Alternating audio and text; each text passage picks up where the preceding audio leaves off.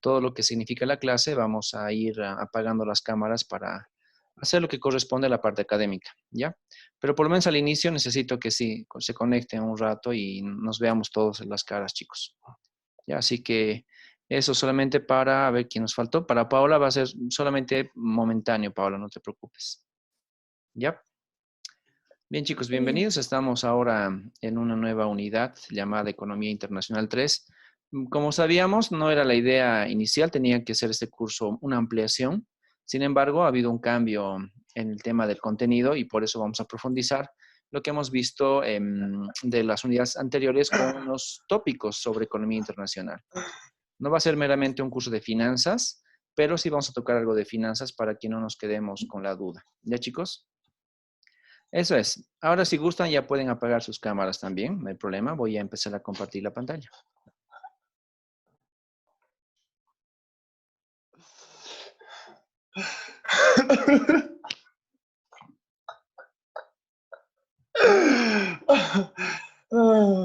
Atención, chicos.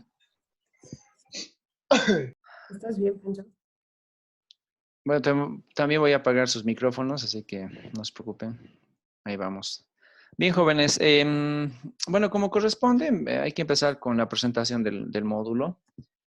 Como les decía, se llama Economía Internacional 3, aunque sabemos que en el sistema aparece con otro nombre, ¿ya? Si mal no recuerdo, está con nombre de banca o algo así. Sin embargo, bueno, ya sabemos a qué corresponde. Algo que me interesa que ustedes conozcan desde el principio es básicamente el tema del sílabo, de la asignatura.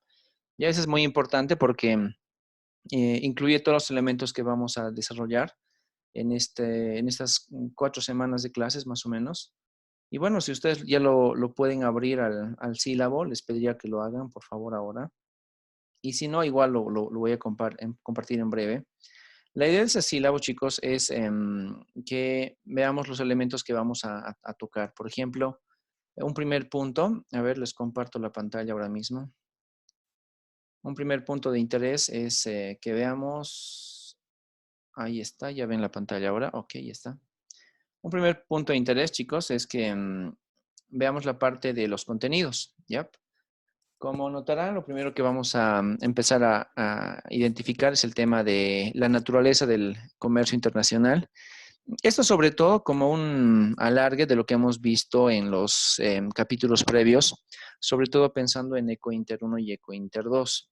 Recuerden, chicos, que en esos dos capítulos previos bueno, dos módulos previos hemos analizado primero las teorías duras, las teorías tradicionales del comercio internacional, y después de haber visto las teorías duras en EcoInter 1 hemos pasado a ya algún tipo de aplicaciones y críticas sobre los sistemas económicos, eso sobre todo en EcoInter 2.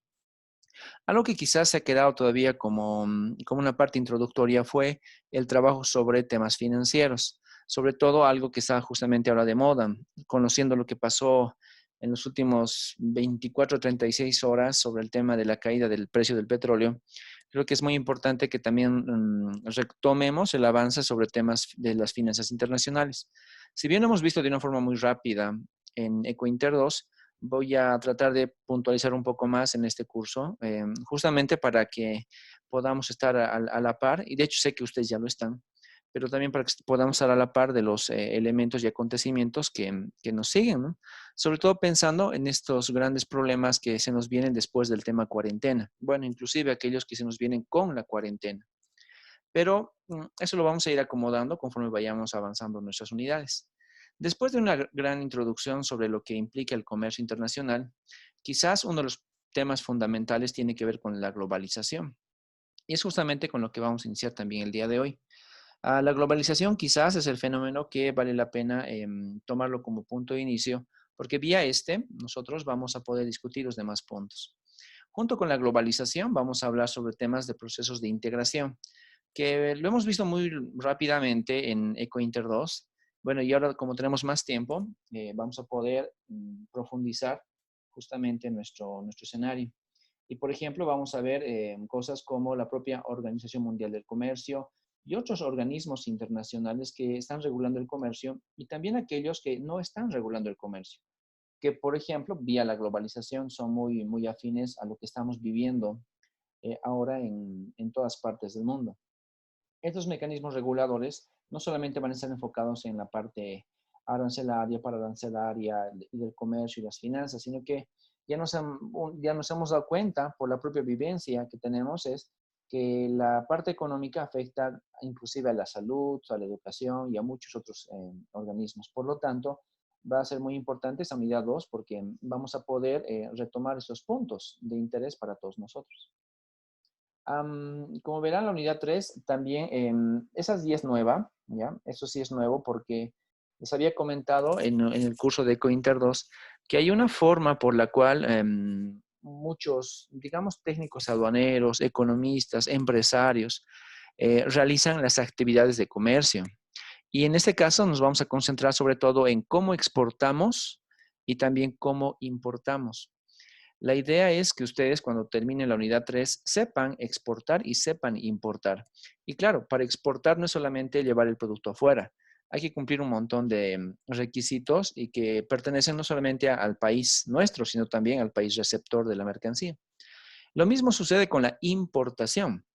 Cuando queramos importar algún producto, no es solamente querer comprar y pagarlo, sino que hay muchos otros elementos normativos que debemos seguir. Y de ahí viene la unidad 3. Eso sí es muy importante porque tenemos que empezar a abordar los temas de las aduanas y cómo es que las aduanas funcionan en los otros países y especialmente cómo es que la aduana funciona en nuestro país. Ahí es que aparece el término denominado Incoterms, ¿ya? Que en realidad cuando alguien busca el término Incoterms está asociado a un derecho de autor, o sea, el propio término Incoterms se lo pone con una letra R de registrado a un costadito, pero eso lo vamos a ver en el libro. Ahora como término del sumario de tópicos a tocar, lo he dejado nomás como Incoterms, pero no se olviden que Incoterms es un término patentado, ¿no? Está registrado a nivel internacional. Y eso lo vamos a analizar justamente para que entendamos cómo es que el comercio internacional se lo realiza, ¿no? Día a día. Ya una unidad 4, chicos, vamos a hablar sobre todo de la distribución física del comercio, o sea, cómo es que se están desarrollando las partes del transporte, qué tipos de transporte tenemos, cómo es que ustedes, si quisieran, por ejemplo, abrir una empresa y quisieran exportar o importar, cómo es que deberían ver la parte normativa y operativa del transporte. Así que el capítulo 4 va a hablar sobre todo de ese tipo de cosas. Y ojo, no solamente son temas de que contrato un camión que me lo lleve y ya está, sino que debo verificar básicamente todo el papeleo que yo necesito para que el camión lleve adecuadamente mi producto. Por ejemplo, si yo desconociera ese tipo de cosas y quiero comprar productos que vengan, digamos, de Chile, es muy probable que si me vengo con mi camión desde Chile y no tengo los papeles necesarios, es probable que pierda el camión con la mercadería porque podría pasar inclusive como contrabando. Por eso es importante saber qué cosas necesitamos y que no solamente es transporte, sino también son servicios que están apoyando al tema de transporte, ¿no? Y de eso se trata nuestra unidad 4. Y la última unidad para nosotros tiene que ver con algo que es muy propio de los exportadores e importadores en nuestro país, que quizás en algún momento ustedes también los han conocido, ¿no? Los CDIM, los certificados de devolución impositiva. Esta es una estrategia del gobierno que, claro, no es propia, única ni exclusiva de Bolivia, pero que nos ha permitido tener un adecuado flujo de temas de exportación e importación. Y que, claro, a menos que alguien haga un curso muy específico en CDIMS, es difícil tener acceso a mucha información. O quizás alguien tiene acceso a esta vía el trabajo propio de ser importador o exportador. Así que todo lo que tiene que ver con CDIMS, con DUIs, las declaraciones únicas del importador y otro tipo de elementos normativos, eso nos va a permitir cerrar adecuadamente nuestro curso. ¿Ya? Entonces, dense cuenta, chicos, que todo lo que hemos hablado de economía internacional, ya lo hemos visto a nivel normativo, lo hemos visto a nivel de las teorías duras y las teorías nuevas, las teorías blandas. También lo hemos visto a partir de la relación de los factores productivos, como la fuerza laboral, los capitales y algo de la parte financiera. Pero nos faltaba aterrizar e ir a la parte micro. Y por ese motivo es que este curso ha sido diseñado sobre todo para que ustedes puedan llegar a la esencia misma del comercio. Si ustedes en algún momento quieren desarrollar actividades de comercio, la idea es que lo puedan hacer, ¿no? Entonces, de eso se trata nuestro escenario. La metodología, bueno, esto va a cambiar un poco, chicos. Esto se lo he elaborado pensando en que las clases iban a ser, pues, normales. No sé si usar el término normal, quizás comunes, clases comunes. Pero ahora estamos en un escenario diferente. Por eso es que, claro, se va a adecuar algo la metodología de trabajo, pero no se va a cambiar los contenidos. De tal forma que puedan ustedes aprovechar de una forma muy práctica todo lo que implica el comercio internacional. Así que los casos de estudio y trabajos que teníamos que hacer dentro de un aula, lo vamos a hacer, pero usando sobre todo la plataforma virtual. Y en alguna medida vamos a usar también otro tipo de plataformas que son disponibles y además están avaladas por la universidad, que son, por ejemplo, la página del Classroom, ¿no? Donde el Classroom es un aula virtual que es de Google. Y es tan fácil de manejar que a veces es con lo primero que deberíamos empezar. Y ya después, cuando tenemos la práctica, recién pasar a sistemas denominados Moodle, como el de la UPB virtual, por ejemplo. ¿Ya? Así que vamos a utilizar bastantes herramientas, todas, claro, afines a ustedes para que no estén buscándolas por ahí y por acá, sino que todas estén disponibles, sobre todo pensando en que en Bolivia tenemos un gran problema de conexión, ¿no? En Bolivia el tema del acceso a Internet es bien complicado.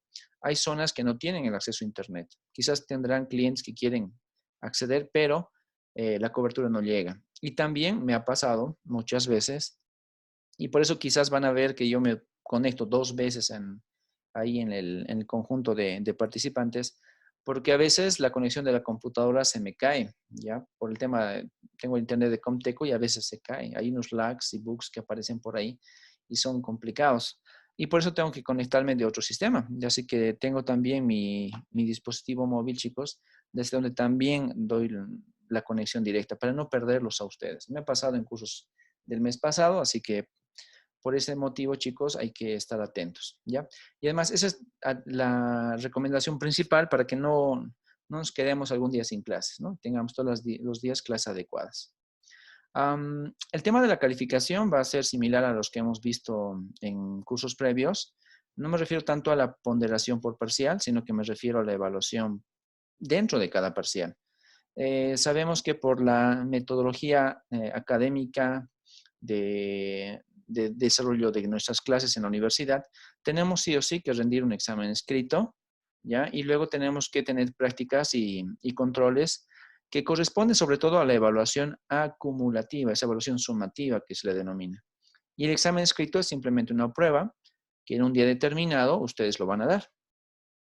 Como ya sé que todos ustedes han tenido un módulo previo, por lo menos un módulo previo, donde han desarrollado exámenes, pues es algo muy parecido, chicos, lo que vamos a hacer en este curso. Básicamente vamos a tener cada 8 días un examen escrito y en los 7 días previos vamos a tener actividades en clase y algunas tareas que les voy a dar que nos va a permitir justamente cumplir con el 40%, ¿ya?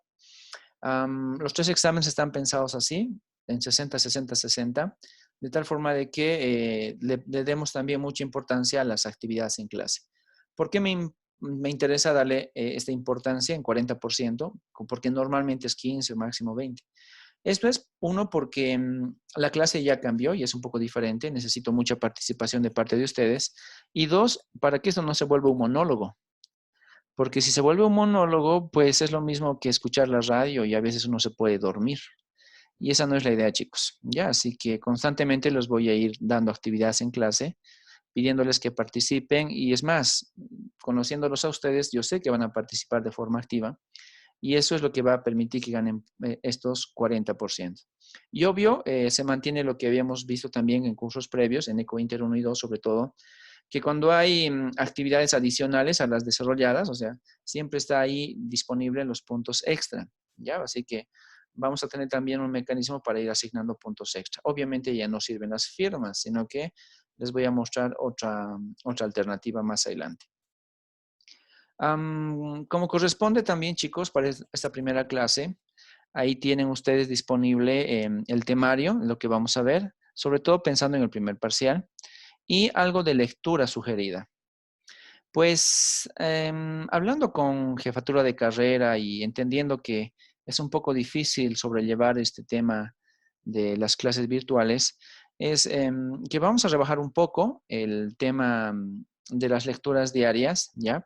O sea, no va a ser como se suponía inicialmente, que les doy para cada día 10 hojas de lectura mínimamente, sino es que vamos a tratar de utilizar sobre todo la iniciativa de ustedes, ¿no? De que sabiendo qué temas vamos a tocar, sabiendo qué cosas vamos a ir revisando poco a poco, ustedes vayan preparándose también, de tal forma de tener clases que no sean monólogos, sino que más bien sean discusiones. Y vía eso van a ir acumulando su respectivo puntaje, ¿ya? La lógica fundamental ahora es justamente esa, ir acumulando puntaje. De tal manera de que cuando lleguen a ustedes al primer parcial, ya tengan su 40% ganado y solamente revisemos el restante 60%, que por obvias razones el examen escrito va a ser sobre todo de casos de estudio. Ya es un poco difícil ponerles preguntas como desarrollo tal ejercicio, tal otro, sabiendo que no vamos a ver ejercicios, sino que lo que vamos a ver sobre todo son discusiones. Ya, entonces, su examen, chicos, va a ser meramente un análisis de tipo descriptivo de los puntos que hemos visto para cada parcial. Ya, de eso se trata. A ver, temas de normas del curso, chicos, como les dije, estamos manteniendo eso, no tiene por qué cambiar. El tema de la asistencia es fundamental. ¿Ya? Como estoy grabando esta sesión, ustedes van a tener acceso a la grabación. Cada vez que termina la clase, dejo que se procese el video y tiempo después lo tengo disponible para subirlo a YouTube. Entonces voy a habilitar un canal de YouTube que es exclusivo para ustedes, o sea, solo ustedes lo pueden ver, los que tengan acceso al link. Y vía eso pueden, si quieren, repetir la clase, revisarla o también simplemente almacenarla. Pero para eso, chicos, se van a dar cuenta que aparece también quiénes están como asistentes y quiénes no, ¿ya? Entonces, el tema de control de asistencia se va a grabar y va a estar ahí disponible vía el Zoom para todos ustedes y también para el descargo mío. Es importante, chicos, que ustedes vean que sí o sí tienen que llegar puntuales a la clase y sí o sí tienen que permanecer toda la clase, ¿ya? Temas de la inasistencia saben que no la regento yo, eso lo regenta la jefatura de carrera, y cualquier tema de esa naturaleza lo ven básicamente con Pamela Córdoba, ¿ya? Bueno, lo demás ustedes ya conocen, el tema de los valores que tiene la universidad respecto a las clases, ¿no? Y obviamente la libertad de pensamiento. Más bien este es un curso de tipo técnico y no político, por lo tanto la parte normativa no forma parte de los criterios. Así que eso nos libera bastante del tema de libertad de pensamiento. El tema de, bueno, las tareas y las actividades que se desarrollan en clase básicamente van a ser todas plasmadas en la plataforma. Por eso les recomiendo, chicos, desde ahora, que aquellas tareas que les voy a dar y que no van a ser de aquí para 10 minutos más, sino que van a tener suficiente tiempo, básicamente de un día para otro, les pido que las hagan cumpliendo los plazos, ¿ya? Hemos tenido problemas en otros cursos porque básicamente había muchas excusas para identificar que no pude subir mi tarea a tal hora, pero obvio, tuviste casi 24 horas y quisiste subir en los últimos 5 minutos, entonces quizás ahí algo puede pasar. Ya, entonces chicos, por favor, de preferencia traten de hacer sus tareas con relativa anticipación.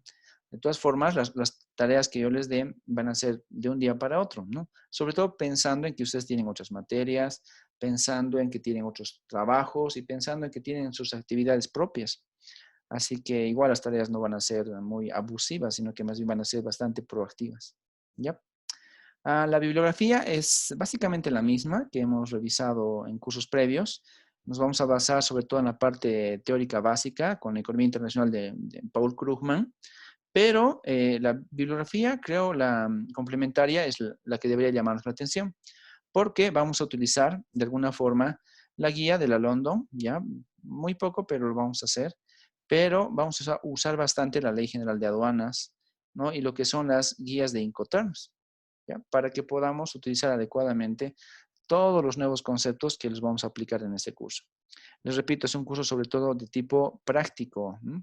Así que necesito que ustedes hagan cosas, como por ejemplo, les voy a dar un escenario de exportación o importación con algún tipo de documentación. Entonces tienen que simular, o sea, hipotéticamente ahí en sus computadoras, simular un escenario de exportación o importación, ¿ya? Por eso es muy importante que ustedes puedan tener acceso a estos dos elementos, ¿no? La Ley General de Aduanas y el uso de los Incoterms. Obviamente les voy a dejar esto en formato disponible para descarga en la plataforma, ¿ya? Pero les adelanto, chicos, que cada uno de los documentos adicionales son relativamente gruesos en temas de número de páginas, ¿ya? Hay muchas páginas que tienen por ahí. No todas las usamos porque hay demasiada especificidad, pero sí nos interesa para seguir avanzando, ¿ok? Y bien, ese es el mapa de lo que vamos a hacer en la clase, en las 24 clases que tenemos a partir del día de hoy. Así que chicos, si alguien tiene alguna pregunta, estoy dispuesto a charlar sobre el tema. ¿Alguna duda, chicos? ¿Comentario, sugerencia, lo que gusten? Lo extrañamos, Luisen. Oh, Sí, gracias, lo Natalia. hemos Sí, lo hemos extrañado. extrañado mucho, Luis. No, igualmente, chicos. Realmente 7. es diferente la clase cuando no son de economía para empezar y ustedes son un muy buen grupo, yo lo sé. Se los dije muchas veces. Gracias, Liz. Gracias, Liz. Chicos. Ok. Bien, entonces vamos ahora otra vez a la plataforma. Ya les voy a mostrar un par de cositas más. Me voy aquí. Ok, ya ven la pantalla otra vez. Bien, aparte del componente, el sílabo de la asignatura que se los acabo de mostrar, también está el tema de rúbrica de calificaciones, ¿ya? Entonces, cuando ustedes hagan clic en la rúbrica de calificaciones, les va a aparecer un cuadrito. A ver, está cargando, ahí está.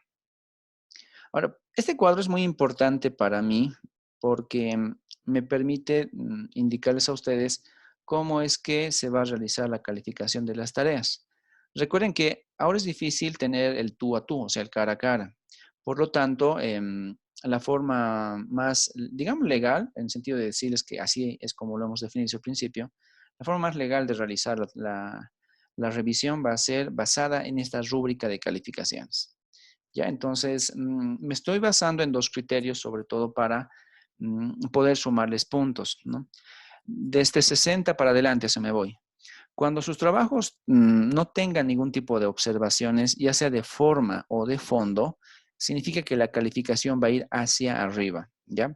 Cualquier trabajo que no tenga observaciones porque cumple con los requisitos solicitados y además está muy bien desarrollado y en plazo sobre todo, tengan por seguro que merece un 100. Pero si tuviera problemas, por ejemplo, de forma, donde una observación de forma es algo subsanable rápidamente, entonces tranquilamente tendría la segunda calificación. Pero si tuviera observaciones de forma y algunas de fondo, como de fondo podría ser quizás una mala aplicación de lo solicitado o que desarrolló y tuvo problemas en encontrar algún resultado o que no aplicó bien la teoría, etcétera. Eso es una observación de fondo que puede alterar el resultado. Entonces le correspondería quizás el tercer tipo de calificación.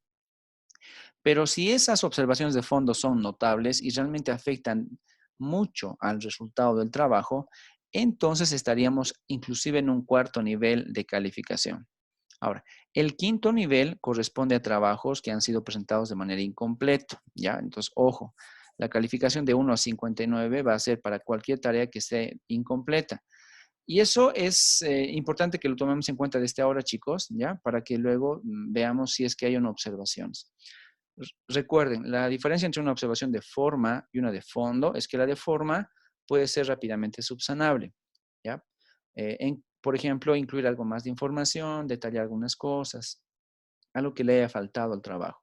Y las de fondo son entendidas como aquellas tareas que básicamente afectan notablemente el resultado. Me pongo a pensar en un ejercicio futuro. Por ejemplo, les puedo pedir a ustedes que desarrollen un procedimiento de importación de cacahuates de México. Ok, hicieron el procedimiento, pero se olvidaron cambiar el tipo de moneda. En vez de usar bolivianos, usaron simplemente dólares mexicanos y con eso calcularon el valor en Bolivia. Entonces, nos hemos confundido de moneda. Eso obviamente es una observación de fondo, porque si nosotros hiciéramos el cambio en la moneda y decimos que en México su moneda no es la misma que en Bolivia, entonces el sistema de importación cambiaría notablemente. O sea, el precio de el valor de la importación cambiaría notablemente, ¿ya? Entonces, cuando hay observaciones de esa naturaleza que afecten el resultado de un ejercicio, la vamos a tomar en cuenta como observación de fondo. Ahora, de forma podría ser que quizás les he pedido que hagan vía un flujo y ustedes me hicieron vía una tabla. Entonces, no es lo mismo un flujo que una tabla. No afecta el resultado, pero sí afecta la forma de presentar el resultado mismo. Esa sería una observación de forma, ¿me entienden? Así que eso es lo que vamos a discutir si es que tuviéramos tareas que van a presentar. De hecho, vamos a tener muchas. Y esas muchas, que no son tantas por si acaso no se asusten, van a tener estos rangos de calificaciones. Y como les decía antes, les voy a rogar, por favor, que eviten tener tareas no presentadas, porque igual es una complicación que luego querramos aceptar tareas postergadas o tareas que alguien tuvo que presentarlas una semana antes y no lo hizo. O sea, hasta buscar justificativos es bien complicado. Tratemos nomás de cumplir con los plazos. Sin embargo, obviamente, chicos, siempre vamos a ser tolerantes. Ya les voy a dar yo cierto periodo de gracia. No va a ser mucho, pero sí va a haber un periodo de gracia. Y además, vamos a habilitar un grupo de WhatsApp, que es algo también recomendado en estos escenarios online. Y vía un grupo de WhatsApp del curso, también ustedes van a poder presentar adecuadamente sus trabajos. ¿Por qué? Porque a veces una tarea no sube o no carga en tiempo por la lentitud de la conexión a Internet. Lo sé, me ha pasado, inclusive muchas veces el Internet Wi-Fi, o sea, de cable que viene vía Comteco, se vuelve tan lento que vale la pena nomás quizás apostar por un sistema, digamos, de mi celular y utilizo mis datos. Pero a veces me ha pasado que incluso ahí he tardado en subir un documento porque quizás tenía fotos y era pesado. Entonces, en ese sentido, podemos disimular así la falta de entrega en plazo, tener un justificativo porque quizás me lo subieron por WhatsApp y ahí ya sabemos que se cumplió con el plazo y todo lo demás. Y luego les doy tiempo para que suban con calma a la plataforma, ¿ya? Entonces, hay muchos mecanismos, chicos. Lo más importante es que mantengamos la comunicación. En la medida en que estemos todos comunicados, usamos el grupo WhatsApp para informar problemas como el que no pudimos acceder o se cayó la red, cosas por el estilo, eso es completamente justificable. Pero si no me informan, no conozco y luego me dicen que no pudieron subir, eso sí es muy poco justificable, ¿ya? Así que al final de cuentas, todo lo que les estoy comentando es justamente la recomendación de la universidad. Eso pensando en que las clases se las desarrolle con la calidad necesaria, a la altura que se espera, y que tengamos evidencias de todo. Evidencias de la clase que da el docente, por eso grabo las clases, evidencias de los trabajos que ustedes hacen, por eso tenemos la plataforma, y también evidencias de los productos que ustedes generan. Y para eso tenemos las tareas. ¿Ya? Entonces son varias evidencias que tenemos que ir presentando a la universidad. Y pues en eso estamos. Ok, esa es una de las cosas que me interesaba. La otra cosa que voy a poner aquí, no lo puse todavía, es el código para el grupo de WhatsApp. ¿Ya? Aquí tenemos el código de Zoom. Si en algún momento se olvidan cuál es el código de Zoom, pues simplemente vienen acá a la UPB virtual y aquí está para acceso directo. También voy a poner aquí abajito, chicos, el acceso al Classroom, donde el Classroom es una plataforma que igual es muy amigable y esa sí nos sirve para tener trabajos, digamos, con demora. Recuerden, este software que ustedes ven aquí se llama el software Moodle.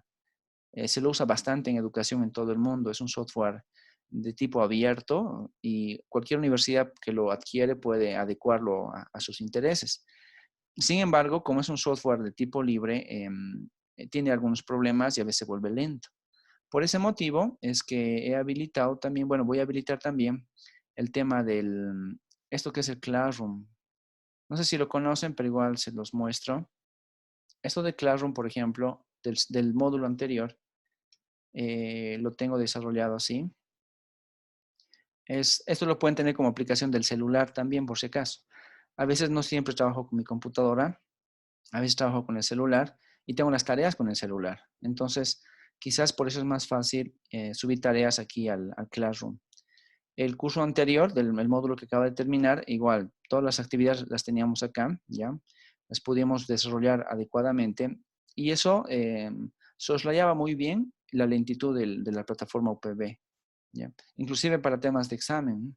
Algunos me subían sus exámenes aquí porque era más fácil subirlos que hacerlo, por ejemplo, en otro lugar. Entonces, no todos, obviamente. Eso es un plan B, si gustan. Aunque el plan A sigue siendo la UPB virtual, ¿ya? En caso de problemas, vamos a recurrir a el Classroom, ¿ya? Entonces voy a habilitar un escenario como este, una plataforma similar, y lo único que tienen que hacer ustedes, chicos, es usar un código, como por ejemplo este para este curso. Entonces, cuando ustedes tengan que usar un código, les voy a pasar esto, y ustedes simplemente lo que van a hacer es, se van aquí y dicen añadirse a una clase. Bueno, me estoy añadiendo en vano a una clase yo. Ok. Por esa parte, aquí en la parte superior derecha, les aparece un signo más a ustedes como estudiantes y automáticamente se unen con un código que yo les voy a proporcionar. Se unen a la clase y ahí vamos a tener todo desarrollado. ¿Ya? Así que eso es por ahora todo lo normativo que tenemos que tomar en cuenta para desarrollar adecuadamente nuestras clases. También voy a ir colgando aquí los temas que vayamos a desarrollar, ¿ya? Me refiero a las presentaciones. Bueno, por obvias razones, por el tema de peso sobre todo, les subo en PDF, ¿ya? Así que ahí está el PDF de la presentación y yo lo voy a ir desarrollando también compartiendo la pantalla, chicos. ¿Ya? Ok, con eso en mente y tomando en cuenta que en breve les paso esto del Classroom, yo creo que ya podemos comenzar con nuestra primera unidad, que yo sé que les va a gustar porque es algo que conocemos bastante bien y tiene que ver con el término globalización. ¿Ya? Y la globalización justamente es algo que hemos ido quizás conociendo desde hace algún tiempo atrás con los cursos de economía mismo, pero también es un tema que vale la pena tomarlo en cuenta porque va a cambiar notablemente la globalización. ¿Ya? Sé que les voy a hacer preguntas al respecto y vamos a tener interesantes comentarios por parte de ustedes. Ah, eso sí, chicos, todos tienen que participar. La idea es que todos participen. Así que si veo que alguien no está participando, igual le vamos a preguntar. ¿Ya? Así que es importante la participación de todos. Aquí no hay respuestas erróneas, simplemente hay personas que tienen que participar y esos son ustedes. Ok, les voy a compartir entonces la pantalla ahora de la unidad 1 y empezamos nuestra clasecita, chicos. Ahí estamos. Ah, bueno, hoy día todavía no los voy a pedir, pero sí para mañana, por favor. Como es un curso de economía internacional, nuestros sujetos de estudio van a ser los países.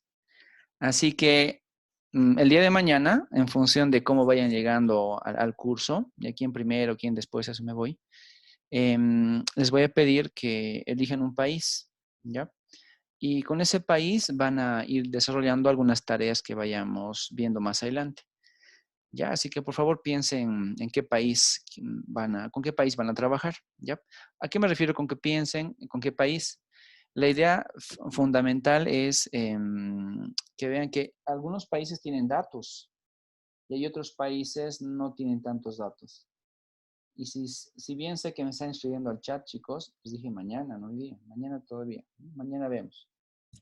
Así que hay más de 200 países, por si acaso. Según estos conteos de la pandemia, hay más o menos como 212 países, ¿ya? Así que hay mucho de dónde elegir, ¿ya? Y claro, mañana acceden tempranito y me avisan con qué país quieren trabajar. Pero eso mañana, ¿ya? Mañana. Hoy día empecemos con algo un poco más relajado. Y Licen, más o menos, o sea, ¿qué puntos podríamos buscar?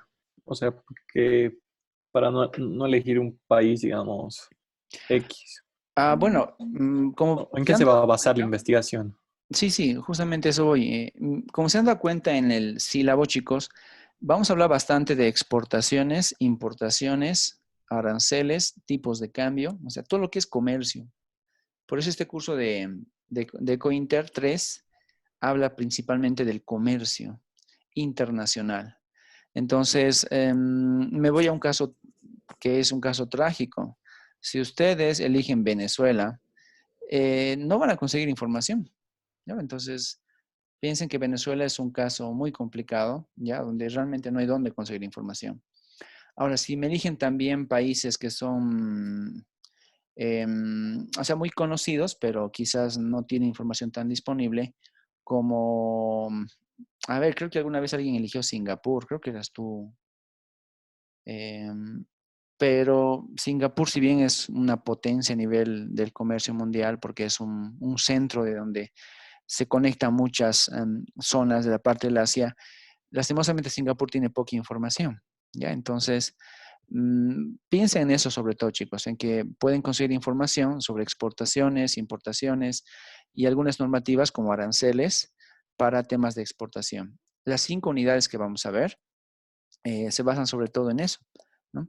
Por ahora es un curso que empieza con la parte global, la globalización y las corrientes de la economía internacional, pero ya a partir de la unidad 2, todo tiene que ver con comercio. Comercio, comercio, comercio, y por lo tanto, tener datos sobre qué exportamos, qué importamos.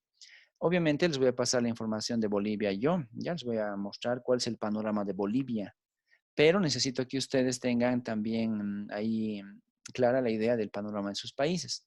Por ejemplo, me comentaban ahí en el chat que teníamos 2 países, bueno, Reino Unido y Estados Unidos, que es lo que pude leer. Y claro, podemos tener mucha información de Estados Unidos porque quizás es la economía que tiene mayor amplitud respecto a la otorgación de información. ¿Ya? Pero hemos visto también que quizás en Reino Unido hay ciertas trabas, ¿no? Hay cierta información que no aparece de forma tan libre. Así que a eso me voy. Ya traten de pensar en países cuyos puedan conseguir datos relativos al comercio.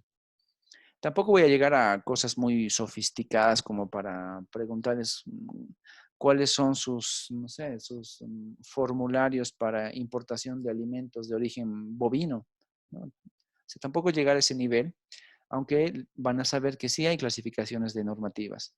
Pero llegar a un escenario y pedirles, por favor, consiga ahí la declaración única para importación de animales, de carne de animal de tipo bovino, o sea, va a ser muy complicado. Entonces, ni siquiera de Bolivia hay a veces. Entonces, no les voy a pedir ese nivel, pero sí a un nivel sobre todo macro, ¿ya?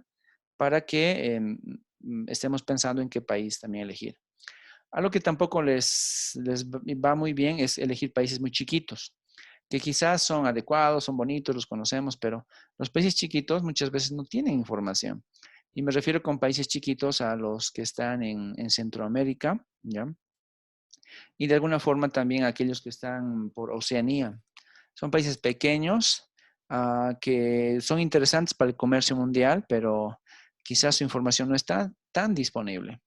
Ahora sí podríamos elegir países un poco más grandes, por ejemplo Argentina, Brasil, son países interesantes que tienen información. Y si quieren irse un poquito más allá, está bien encontrar, por ejemplo, países como, ok, Reino Unido va muy bien, quizás algún país de la zona euro también va muy bien, hay varios países interesantes.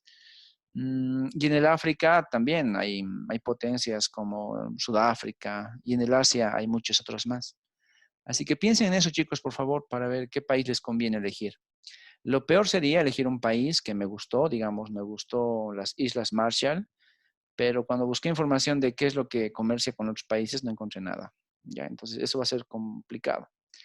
¿Por qué complicado? Porque a pesar de que lo hicimos en los cursos pasados, o sea, cambiamos en el día de país, ahora va a ser un poco difícil, porque si les voy a dar una tarea de hoy para mañana, de que busquen la balanza comercial de su país y eligieron las Islas Marshall, quizás de hoy para mañana no lo consigan y mañana quieran cambiar de país. Entonces, quizás la tarea no se logre cumplir, ¿ya? Entonces, pensamos con anticipación qué país, que sea un país conocido, y creo que con eso tenemos ya bastante ganado. Ya esa es la idea, Nicolás, por si acaso, ¿no? Y todo el grupo en realidad. Ok, ahora, este capítulo, chicos, como les dije, es un capítulo genérico y además transversal, porque habla sobre varios elementos del comercio internacional. Y aquí una primera diferencia. No es lo mismo hablar de economía internacional que de comercio internacional. Ya no es lo mismo. ¿Por qué motivo? Porque la economía internacional la podemos asumir como el todo y el comercio internacional es una parte nada más de la economía internacional. Así que esa es una primera distinción que vale la pena realizarla para que entendamos todo lo que vamos a hacer. Ahora estamos analizando una de las diversas partes que tiene la economía internacional. Las otras partes son, por ejemplo, la política internacional. También aparece por ahí las finanzas internacionales. ¿Ya? Entonces, son otros elementos, chicos, que complementan a la economía internacional, siendo uno de ellos el comercio internacional. En cursos más de tipo administrativos, como el propio curso de administración de empresas, tienen también economía internacional, ¿ya? Pero solamente que ellos lo ven como comercio internacional. Me refiero, por ejemplo, a los MBAs, estos masterados de administración de empresas, los especializan a ustedes muy bien en un curso de economía internacional, pero les dan principalmente comercio y no así economía internacional como ustedes ya lo conocen de los cursos previos, ¿ya? Así que ahora vemos el comercio. Vamos a hablar sobre todo sobre temas de comercio y cómo es que los países tienen relaciones comerciales entre sí, ¿ya? ¿Cuáles son las razones fundamentales? Y empezamos. Veamos qué es lo que tenemos. El punto 1 es el tema de globalización. Quise empezar con este punto y no, o sea, dejar por un momento de lado lo que es la introducción, porque creo que ahora tengo la oportunidad de rescatar de ustedes mucha información. Porque, por ejemplo, el día de ayer, todo el mundo ha amanecido con esa gran noticia de que el precio del petróleo ha caído a un nivel tan bajo que económicamente es cero, aunque contablemente es menos $25. En algún caso dice menos $37. Así que ese es un punto bien interesante. Y de forma paralela aparecieron los analistas económicos, sobre todo algunos que son pesos pesados, y esos economistas internacionales empezaron a comentar que efectivamente este es un simple resultado común y corriente de un escenario de mercado y que no debería alterarse la gente ni los políticos, porque básicamente al estar en un entorno de globalización, a veces la gente quiere cierto producto y se lo vende, y a veces la gente no quiere ese producto y por lo tanto no se lo vende. Entonces, solo hay que esperar una simple cuestión de mercado y no hay por qué politizar el hecho de que el barril de petróleo haya caído a un valor de cero. ¿Ya? Entonces hay muchas personas que están justamente afirmando ese tipo de cosas, de que eso es algo transitorio, pudo haber pasado cuando sea y por más de que pasó, ya para mañana o pasado mañana se espera un ajuste automático del mercado, al mero estilo de Adam Smith, de que la mano invisible del sector petrolero va a regular todo y vamos a volver a los precios acostumbrados, ¿no? Unos precios positivos y muchas veces fluctuantes. Sin embargo, también existen otras personas que están especulando bastante sobre el tema y que efectivamente, claro, le echan la culpa al coronavirus, que obviamente tiene mucha culpa, eso sí, pero que piensan que con eso se acabó la civilización económica y que tenemos que cerrar el capitalismo porque no sirve. Bien, entonces hay muchas posiciones y justamente por eso es que me interesa hablar sobre la globalización y lo que ustedes, ¿no?, conocen, lo que ustedes han leído, lo que ustedes opinan sobre ese tipo de escenarios. Pero antes de preguntarles, chicos, ya empezamos con una primera idea. Por ejemplo, esta. Según los economistas, ¿qué es lo que podemos entender nosotros por globalización? A ver, quizás un primer elemento es que la globalización no es solamente económica, ¿ya? Lo primero que tenemos que tomar en cuenta para este curso, sobre todo, es pensar que la globalización no es un proceso meramente económico, sino que la globalización, como lo indica la idea esta, es un escenario, ¿ya?, que de alguna forma es económico, pero también es tecnológico, obviamente social y también es cultural.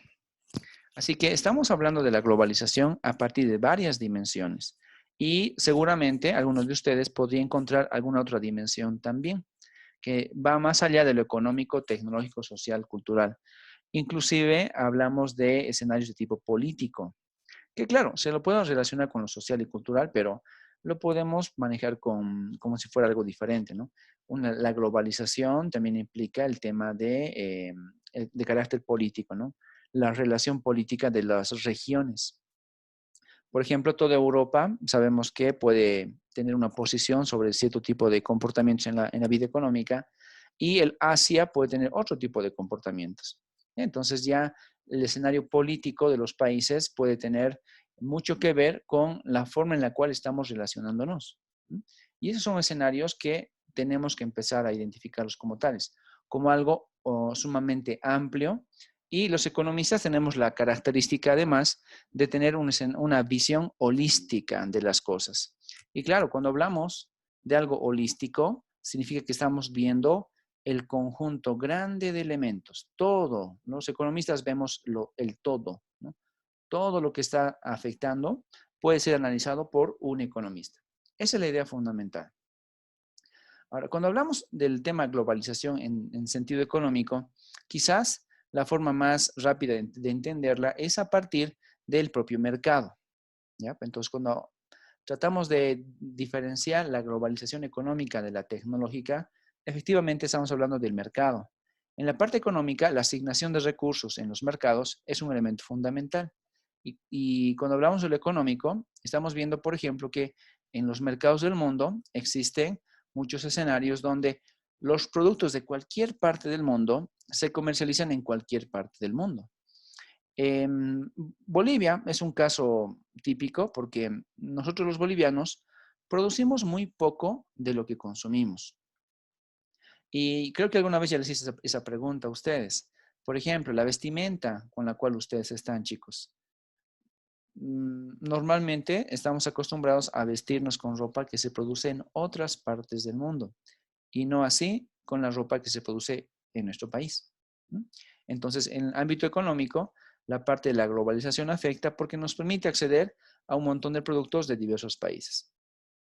Si les pido que revisen, por ejemplo, su propia vestimenta, con seguridad mucha de la ropa que tenemos tiene de origen asiático. No voy a decir chino porque no siempre es cierto, pero sí tiene un gran componente asiático.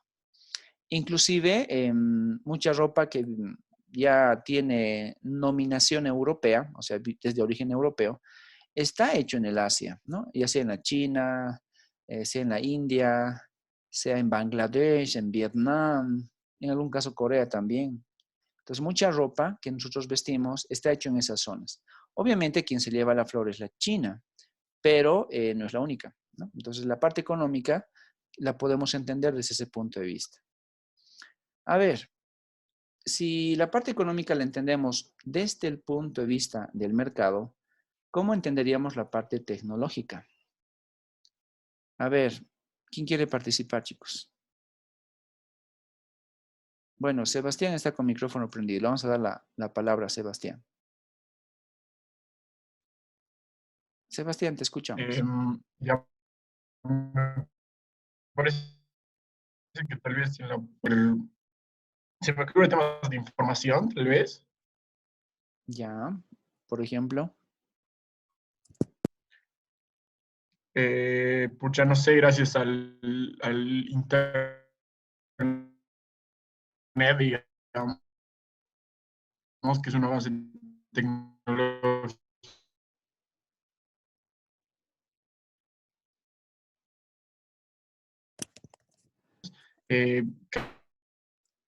Gran oferta de clases, un ejemplo, digamos.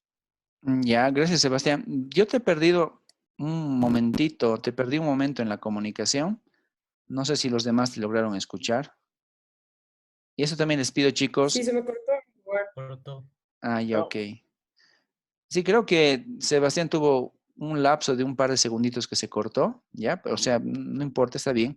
Pero eso sí, si a mí se me cortara, chicos, la comunicación, de lo que estoy hablándoles, en algún momento la voz o la conexión mía, avísenme por favor por el chat, ¿ya? Me va a llegar automáticamente el mensaje aquí en primer plano. Si a mí se me cortara, tuviera ese tipo de problemas, avísenme por favor. Así puedo buscar yo un plan B, ¿ya? Para que la comunicación y sobre todo el tono de mi voz se escuche completamente, ¿ya? Eso por dos motivos. Uno, para que ustedes me escuchen adecuadamente y dos, para que se grabe también adecuadamente, ¿ya? Ok, de lo que escuché, parte de Sebastián nos dijo el tema de comunicación puede ser por el Internet, lo cual es bastante acertado.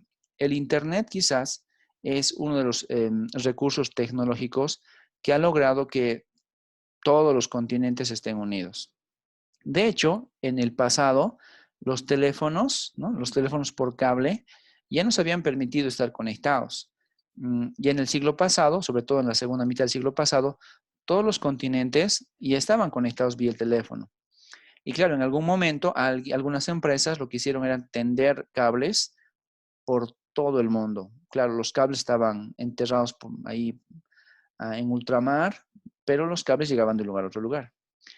Después de la telefonía por cable, empezó a aparecer la telefonía vía satélites, ¿no? Entonces, los satélites de comunicación empezaron a servirnos para comunicarnos también, y eso fue otro avance tecnológico.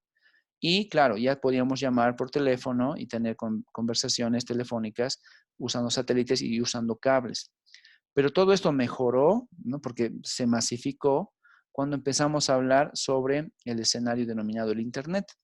Y por eso es que el tema del Internet es fundamental, dado que no solamente permite que tengamos comunicación, o sea, de que yo emito un mensaje y ustedes lo reciben y luego me emiten otro mensaje y yo lo recibo, sino que también podemos tener, por ejemplo, clases como esta.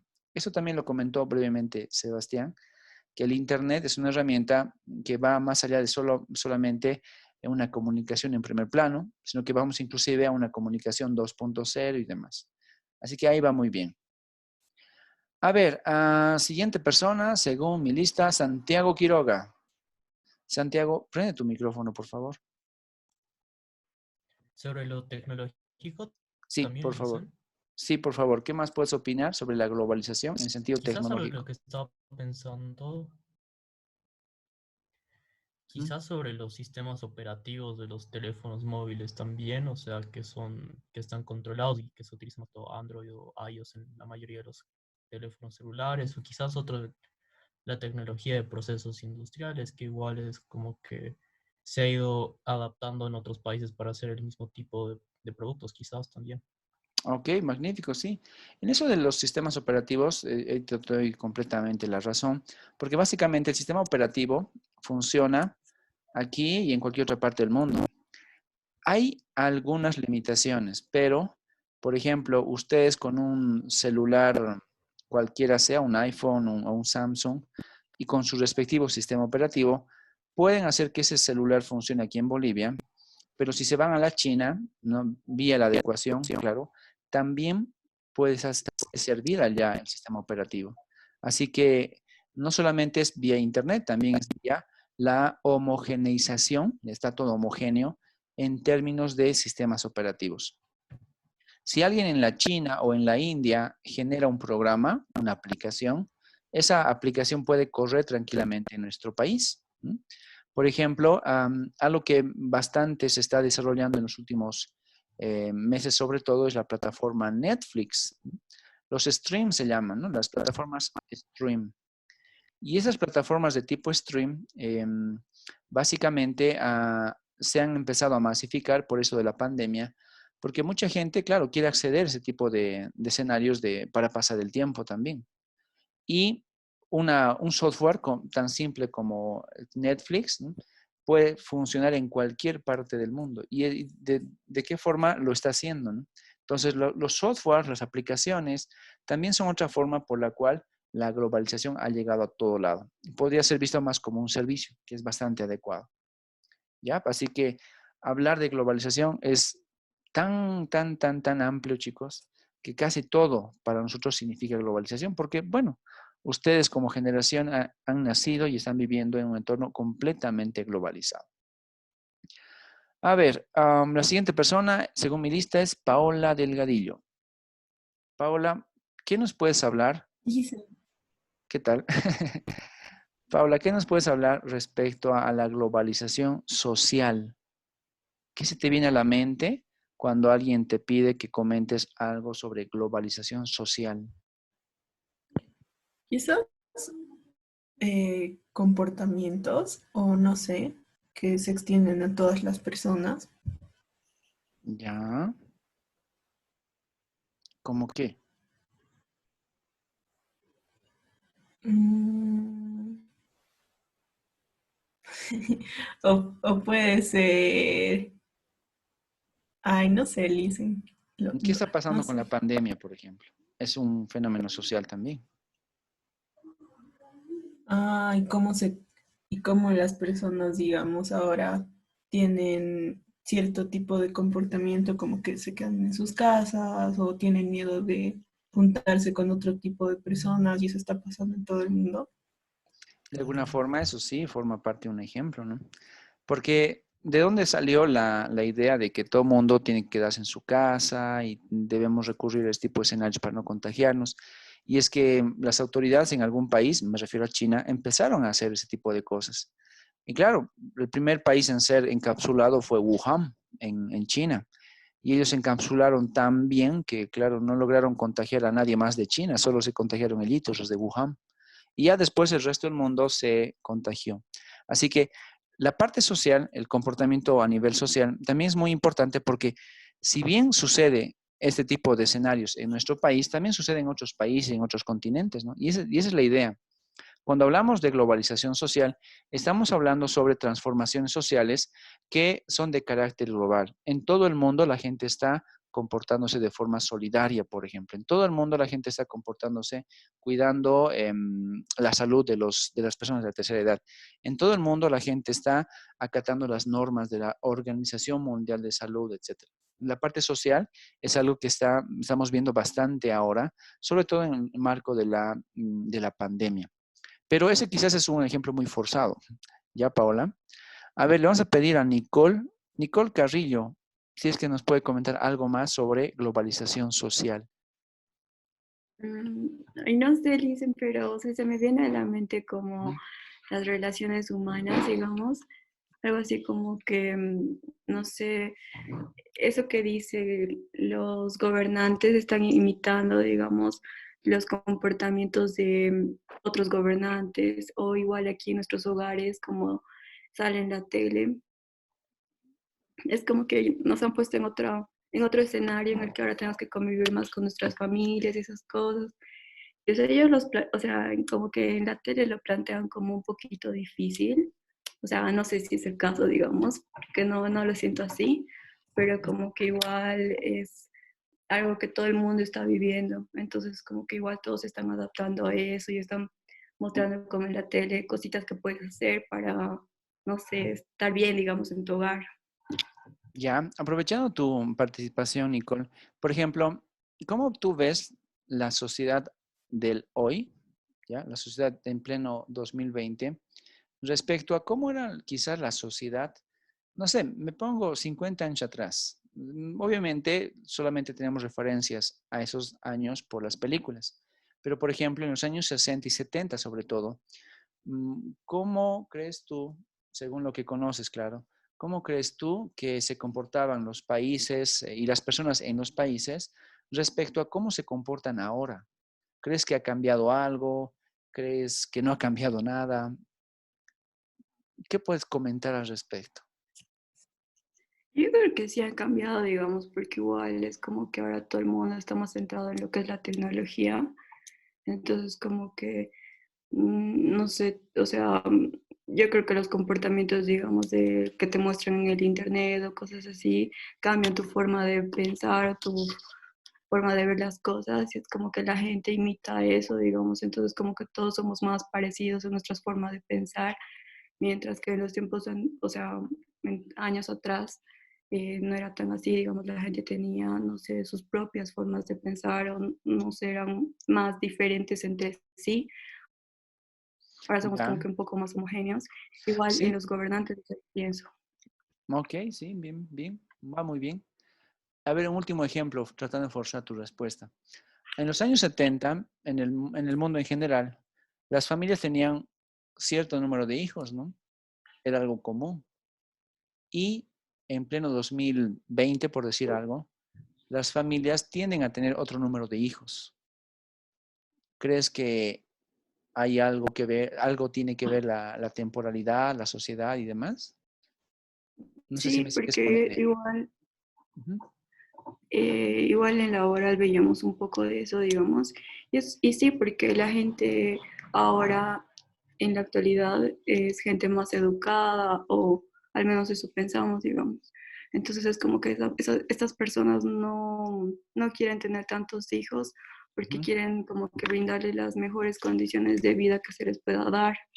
En cambio, tal vez en los tiempos más, o sea, no antiguos, sino anteriores no pensaban tanto en eso, ¿no? La gente tenía un comportamiento similar y es más, también creo creo que va un cachito ligado a lo que es el área rural y lo urbano, Ya. porque como que esa gente del área rural tiene más hijitos que acá, entonces igual la gente como que ha ido migrando acá y tienen cada vez menos hijos y el comportamiento como que se repite en cada familia.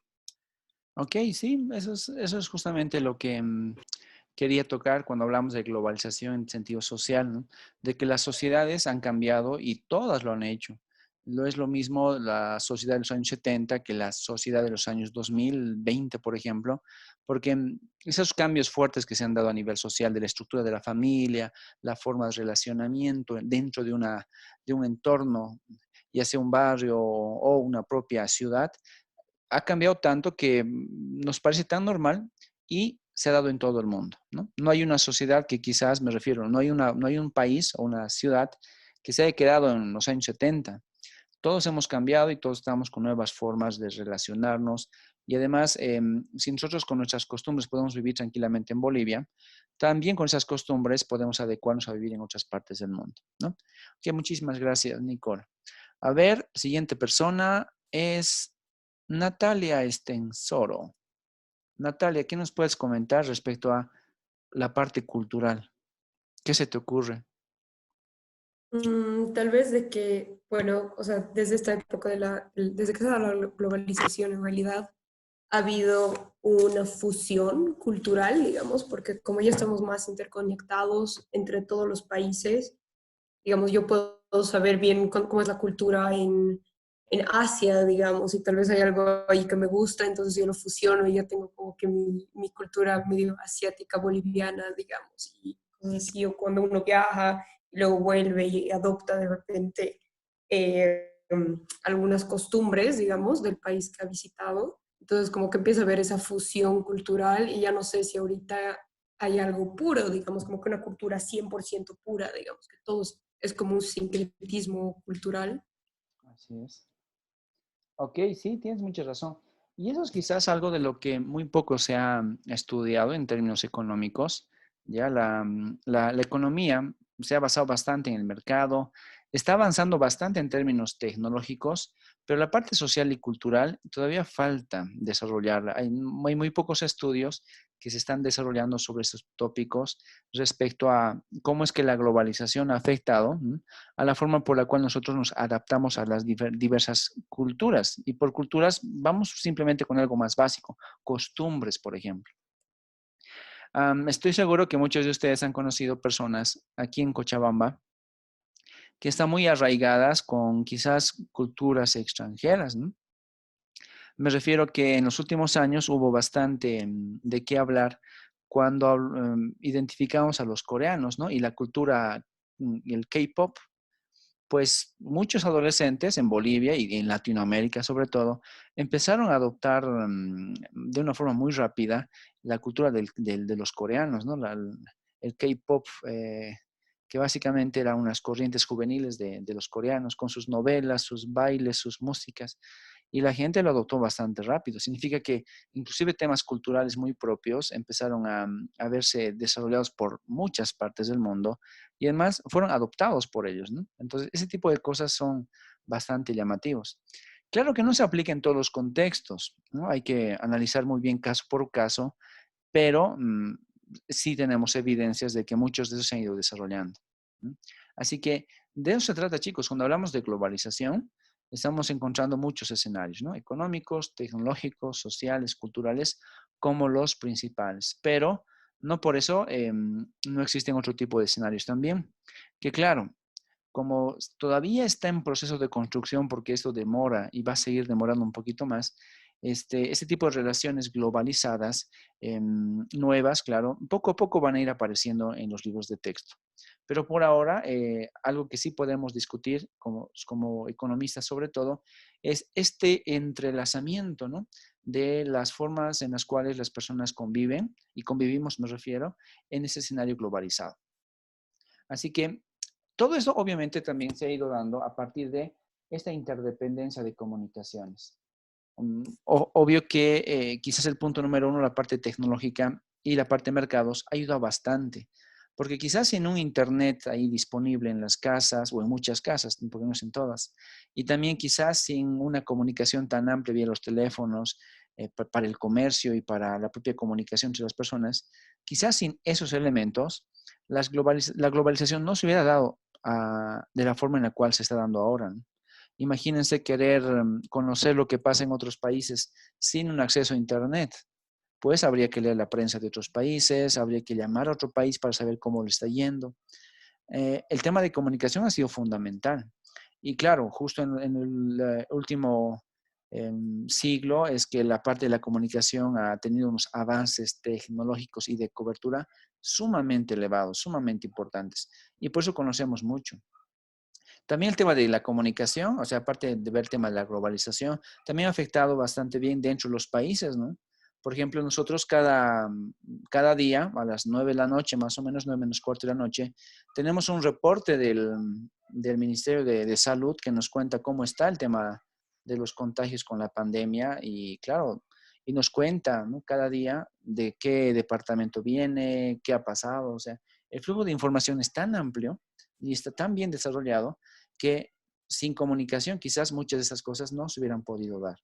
O quizás se hubieran dado, pero de una forma muy, muy lenta, ¿no? Así que la globalización es un fenómeno multidimensional que involucra muchas áreas, por lo menos 4 indicadas ahí y quizás muchas otras más que poco a poco los vamos a ir generando, que aunque son interesantes, quizás son ¿no? Son subdivisiones de las antes indicadas. Bien, ¿qué más vemos de la globalización? Pues nos dice que es un proceso dinámico. Y aquí aparece una interesante afirmación que, bueno, le vamos a preguntar a Nicolás qué es lo que opina. Cuando vemos, por ejemplo, que la globalización, ¿no?, es un proceso dinámico, lo cual creo que estamos todos de acuerdo porque es un proceso que está desarrollándose día a día y que cada día nos da algo nuevo o alguito más para pensar, ¿no? Cómo es que la globalización inclusive se dio en los últimos 10 años a partir de las nuevas tecnologías que actualmente están inclusive con los celulares a nivel de 5G y que me permiten controlar ese celular muchas áreas de mi casa, por ejemplo, ¿no? Y esos elementos están afectando a las sociedades. Pero, ojo, según esa definición, nos dice que es un proceso que vive bajo el capitalismo, ¿ya? Y la democracia. Así que, ¿qué opinas, Nicolás? ¿Será que cuando hablamos de globalización, realmente es lo que dice esta idea de que vive la globalización bajo el capitalismo democrático o los países que viven en democracia y nada más? Porque no habla de otros países. ¿Qué opinas tú? Probablemente yo lo asociaría más a que esta globalización llegaría a ser inherente a la relación de dependencia económica que llega a tener el determinado país. No no, tal vez no lo diría así si es bajo el capitalismo, digamos, porque, a ver, si ponemos un ejemplo, Rusia, China, bueno, digamos, podemos ver unos avances tecnológicos alucinantes. Entonces, más que todo, yo directamente lo asociaría basado a la economía que estos hayan llegado a tener. Entonces, ¿el capitalismo influye o no influye? De cierto modo podríamos decir que sí, pero no sé si sea específicamente todo de lo que esto dependa. Ya, o sea, sí, pero no. Tal vez un Te pido- depende sería Sí, mejor. no hay depende. Eso depende para los economistas, ya sabes, ustedes saben información, falta un poquito. Tienes que tomar una decisión, ¿sí o no? Mm, ¿Qué opinas? ¿Sí o no? uy, ¿Será que la globalización depende de que estés en el capitalismo? Y si no estás en capitalismo, por lo tanto, no hay globalización. Porque eso dice la diapositiva, por si acaso. Mm, qué No buena puede ser pregunta, un Liz. punto medio, Licen, ¿en serio? ¿Perdón? No puede ser un punto medio, como Hoy dice día, el Maldo, que no totalmente. no, hoy no. Y de hecho no. Tal vez.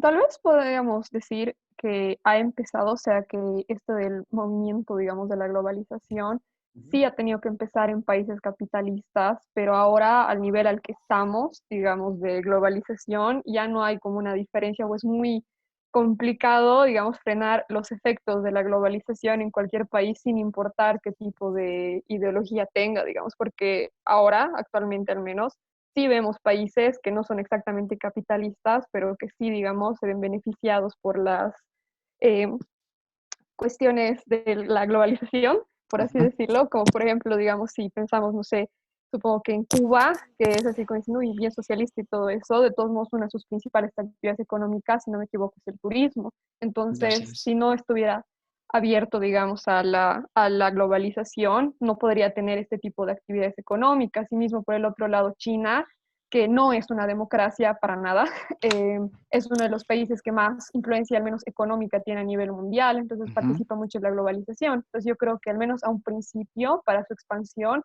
sí era necesario que exista, digamos, esta ideología capitalista, pero hoy en día no es necesario, digamos, o como una característica necesaria y obligatoria que seas capitalista y democrático o democrático específicamente para que la globalización te influya o para que tú participes de ese proceso. Ok, entonces eso es un no, ¿verdad? Ajá. Ok, Yo igual gracias. creo que no, la verdad. O Sí, sea, yo veo, no sé, como que los países que se consideran hasta ahora, no sé, como que socialistas y todo eso, son en sí como cierto tipo de polizones, digamos, de la globalización del resto del mundo, que sí se considera algo capitalista. ujú. Pero no sé, capaz viendo desde una perspectiva un cacho más histórica, no sé si Roma, digamos, podría considerarse capitalista en su época, pero sí logró juntar un montón de cultura y todo eso del mundo que existía en ese momento, el mundo descubierto, por ejemplo. Expandió su cultura, claro. Y también aceptó culturas de otros lados, de los lugares que conquistó, de los que comerciaban también. Y también Así había un es. montón de gente que vivía ahí. Sí, sí, claro. Es propio Jerusalén fue una cultura que se respetó a pesar de que estaba bajo régimen romano, así que va bien. Eso sí. Y claro, eso lo dejé esto así, chicos, esta diapositiva justamente porque me parecía muy atrevida el hecho de decir que la globalización es un proceso netamente que vive bajo el capitalismo. Y no es cierto. La globalización va más allá de la parte, digamos, del enfoque político-económico que va dentro del país. El capitalismo va muy bien, pero también hay otros sistemas que están funcionando y que tienen a sus países inmiscuidos en la globalización. Así que lo que dice Laura, lo que dice Santiago, y no sé qué es lo que dice Nicolás también, vamos a escuchar su decisión, a ver si es que cambió de decisión ahora, es que no, para hablar de globalización no nos basamos en que el modelo sea capitalista o no lo sea. Porque siendo o no siendo capitalistas, o sea, al final de cuentas, la globalización no es solamente de producción o de mercados. La globalización va más allá. Va a temas sociales, va a temas culturales, va a temas políticos, va a temas ambientales, que era un punto que nos faltaba. Así que hablar de globalización en ese sentido, más a un escenario muy moderno, debería ir un poco más allá de solo pensar en capitalismos. Ahora sí, Nicolás, resumen, ¿qué dirías como resumen? Que no. ¿Por qué? Ya, ¿qué no? Ahora, ¿por qué? Porque la globalización directamente no abarca únicamente estos aspectos, no va a abarcar el modelo capitalista que tenga, sino... Hola. ¿No? Sí, te escuchamos. Ah, sino los demás aspectos ya vistos, o sea, vamos a ver temas tanto sociales, culturales, económicos también, pero no directamente el modelo capitalista que tenga un determinado país.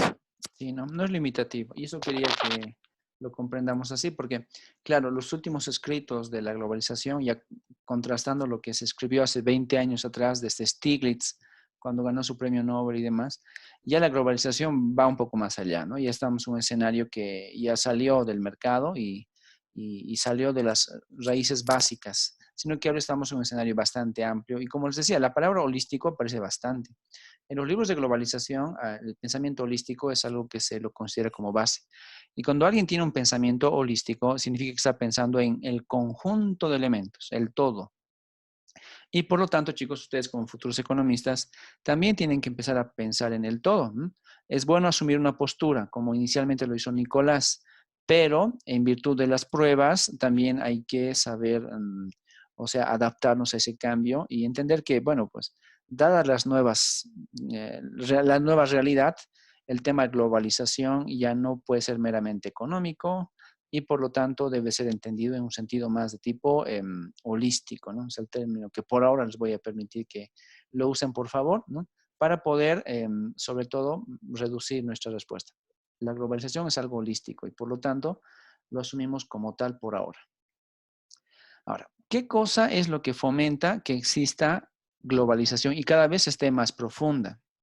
Aquí aparecen tres elementos básicos, ¿no?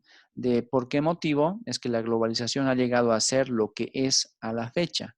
Esta mundialización de todo, de los mercados, de las relaciones sociales, de las relaciones culturales, de la parte cómo nosotros entendemos y tratamos de apoyar a la preservación del medio ambiente y lo afectamos, por lo tanto, de la salud, de la información, etcétera. Y nos aparecen básicamente cuatro ideas. La primera es el que tengamos mercados abiertos.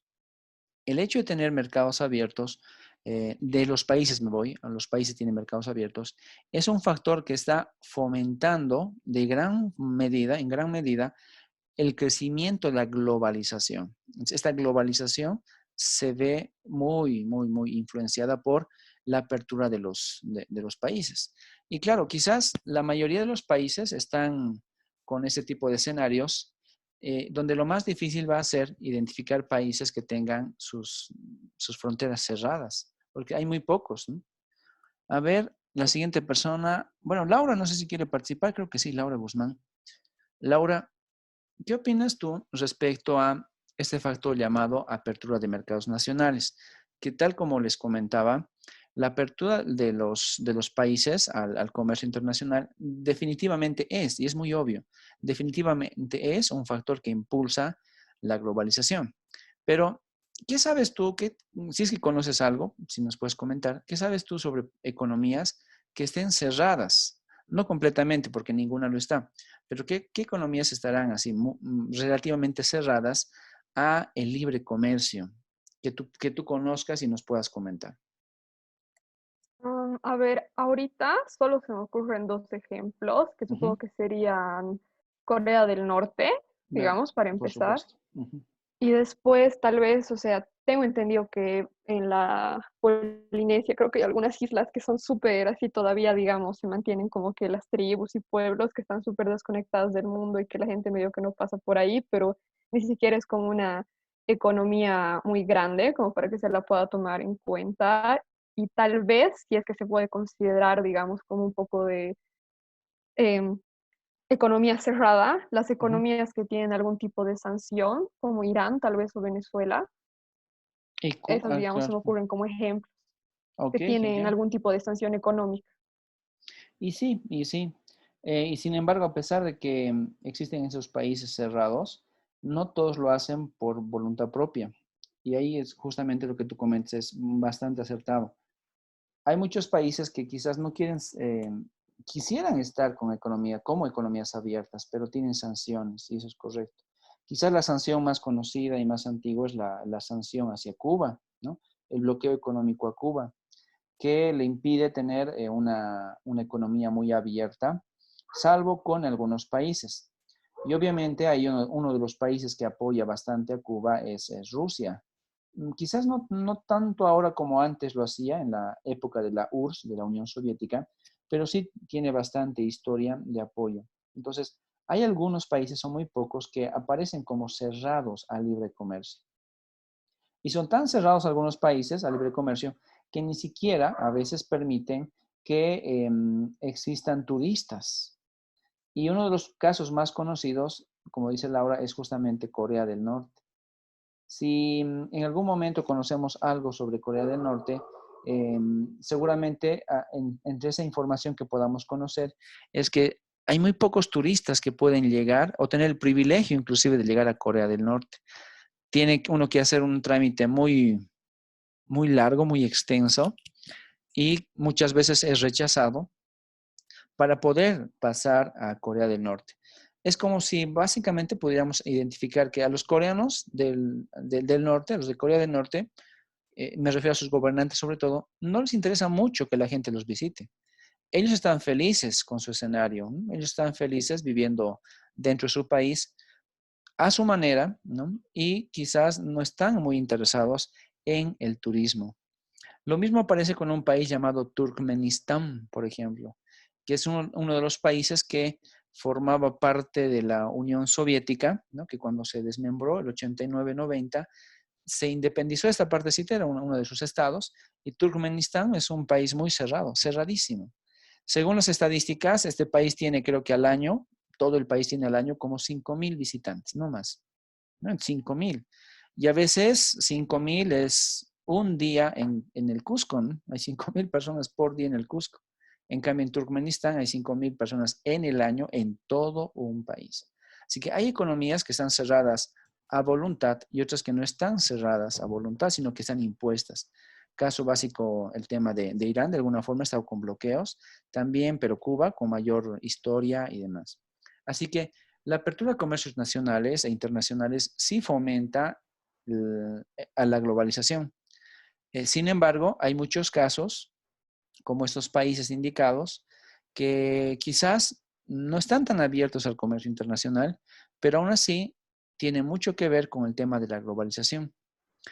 Otro país también de alguna forma está cerrado, bueno, es Cuba, les comentaba de alguna forma Cuba, y si bien está cerrado a muchos escenarios, vive bastante el turismo, ¿no? La actividad turística es así, no se ha cerrado en absoluto. Ellos viven y son tan dependientes del turismo que actualmente con eso de la pandemia se están viendo seriamente afectados, ¿ya? Así que, punto número 1, chicos, uno de los factores que impulsa el desarrollo de la globalización efectivamente es el libre comercio, aunque conocemos casos de algunos países que son cerrados y al ser cerrados no permiten ni siquiera que los turistas los visiten. Una isla muy famosa, las Islas Marshall, es famosa porque básicamente es un paraíso fiscal. Me refiero a que mucha gente, las Islas Marshall, las Islas Caimán también, mucha gente deposita mucho dinero en esa zona, según la historia y la coyuntura sobre todo, depositan grandes sumas de dinero, tienen cuentas bancarias en las Islas Caimán o Islas Marshall, y estos países se ocupan básicamente de encubrir, tener un secreto bancario muy fuerte. Pero ir de visitante como turista a esas zonas es súper complicado. Muy pocas personas lo pueden hacer. Entonces, funciona más como un escenario de comercio que como un lugar de destino, ¿no? Entonces, uno pensaría que quizás las Islas Caimán, que son muy conocidas porque son lugares donde la gente con mucho dinero deja su dinero, sus ahorros ahí, pues uno pensaría que uno podría visitar las islas, pero no, son tan cerrados y tan celosos de que la gente vaya que es muy difícil acceder a ellos. Y son, por lo tanto, escenarios de libre comercio financiero, pero no de libre comercio de bienes y peor de turismo, ¿ya? Así que siempre hay algunos casos de excepción, ¿no? Y aquí la excepción son esos países cerrados. Ahora, un segundo punto que igual es bastante obvio es el hecho de que en la medida en que identifiquemos empresas multinacionales, es que éstas están permitiendo tener el escenario de la globalización, pero a flor de piel. Estas empresas multinacionales, por el origen del nombre y por cómo podemos entender el nombre, significa que es una misma empresa que trabaja en varios países, ¿ya? Ejemplos clásicos son, por ejemplo, la Coca-Cola o la Pepsi, que son empresas que con su propio nombre, con su propio logo, están produciendo y vendiendo sus productos en varios países. Los típicos son esos, ¿no? Están también las otras franquicias, ¿no? Como la de pollos, KFC. Está la de las hamburguesas con McDonald's, Burger King. Y bueno, pues son empresas que producen en varios lugares. Ojo, no es lo mismo ser empresas multinacionales que producen a ser simplemente empresas que venden. ¿Ya? Entonces, lo importante aquí es identificar que una multinacional es aquella que produce y vende, ¿no? Otras solamente son empresas abiertas al mundo, producen en un solo país y luego venden en los otros países, ¿ya? Tratando de buscar el ejemplo de multinacional, aquella que produce y vende en varios países como la Coca-Cola, ¿qué ejemplos creen ustedes que podríamos ponerlos en relieve? A ver, la siguiente persona es, después de Laura, es Francisco. Francisco, ¿qué nos puedes comentar tú? ¿Alguna empresa multinacional que se te venga a la mente, cuya definición básica, pero no por lo tanto exclusiva, cuya definición de multinacional es aquella que produce y vende en varios países? Ejemplo, Coca-Cola, McDonald's, Burger King. ¿Qué se te ocurre, Francisco? Hola, Lizzie, buenas ¿Cómo tardes. estás, Francisco? Yo creo que dentro de la globalización, no sé si es importante mencionar acerca de las empresas de tecnología, las multinacionales de tecnología que están en todo el mundo, que son, por ejemplo, Apple, que son Microsoft, que hay Samsung, ahora igual las empresas chinas como Huawei o Xiaomi, que son multinacionales gigantes. Sí, pero si bien pueden pertenecer al conjunto de empresas mundiales, ¿no? Porque venden en todo el mundo, la empresa Apple, por ejemplo, produce en China y solo en China y vende en el resto del mundo. Pero ejemplos de empresas que produzcan en varias partes del mundo. Yo te Nestlé puse el podría ejemplo ser. más básico porque era quizás el que no quería que me ganen ustedes, Coca-Cola. Porque Coca-Cola produce Coca-Cola aquí en Cochabamba y vende en Cochabamba, pero la empresa es de otro lugar. Y escuchábamos a Santiago. Santiago, ¿qué decías, perdón? Nestlé podría ser, Lisa. ¿Ya? ¿Con qué producto? No sé, tiene Nescafé, Nestí, 20.000 cosas que producen en Sí. distintas partes. Ok, la empresa Nestlé sí es una multinacional, porque cumple con muchos requisitos de muchos autores que tratan de definir el término multinacional. Nestlé, efectivamente, por ejemplo, aquí en Bolivia es dueña de muchas marcas, ¿no? Y una de las más antiguas y muy conocidas en Latinoamérica y en Bolivia, por lo tanto, era la leche Nido, que no sé si ustedes ya lograron conocerla, pero la leche Nido era quizás la tradicional en casa, un botecito de color amarillo. Y esa empresa Nido de Nestlé producía ese producto en prácticamente toda Latinoamérica. Uno viajaba a muchos países en Latinoamérica y podía encontrar la leche Nido. Claro que era producida en Paraguay, producida en Ecuador, producida en México y pertenecía a la misma empresa. ¿Ya? Así que gracias, Santiago. ¿Qué tal, Francisco? Unilever igual dicen, es una transnacional, Es exacto, sí. multinacional. Unilever es otra. Esta Unilever igual, o sea, uno puede encontrar tranquilamente Unilever Argentina, Unilever Bolivia, Unilever Panamá, Unilever, etcétera. Es otra empresa multinacional que está produciendo y vendiendo en varios países. Dependiendo de las licencias, quizás en algunos otros países solamente vende, pero cumple con ser una multinacional que tiene ramificaciones en prácticamente todo el mundo.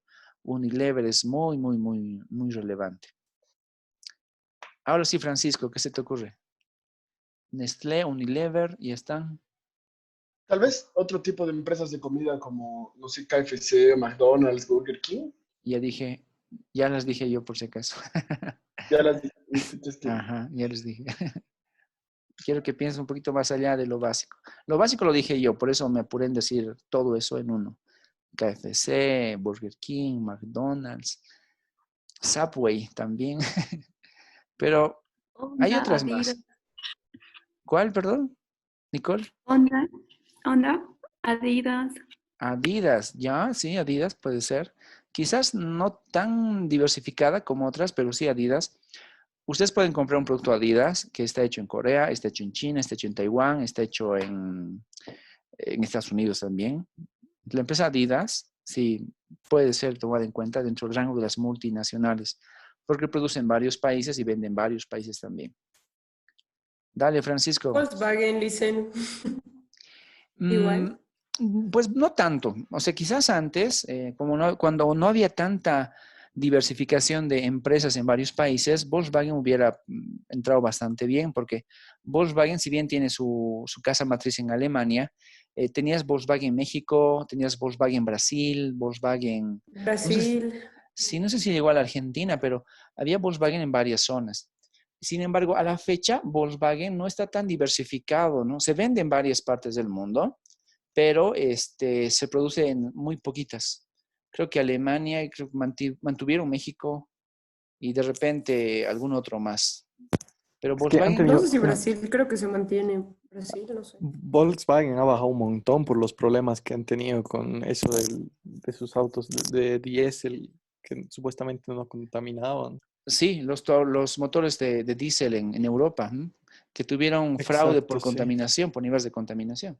Sí, desde entonces ha caído un Exacto, montón. sí que... Te Dicen tal vez escuchamos. Kraft.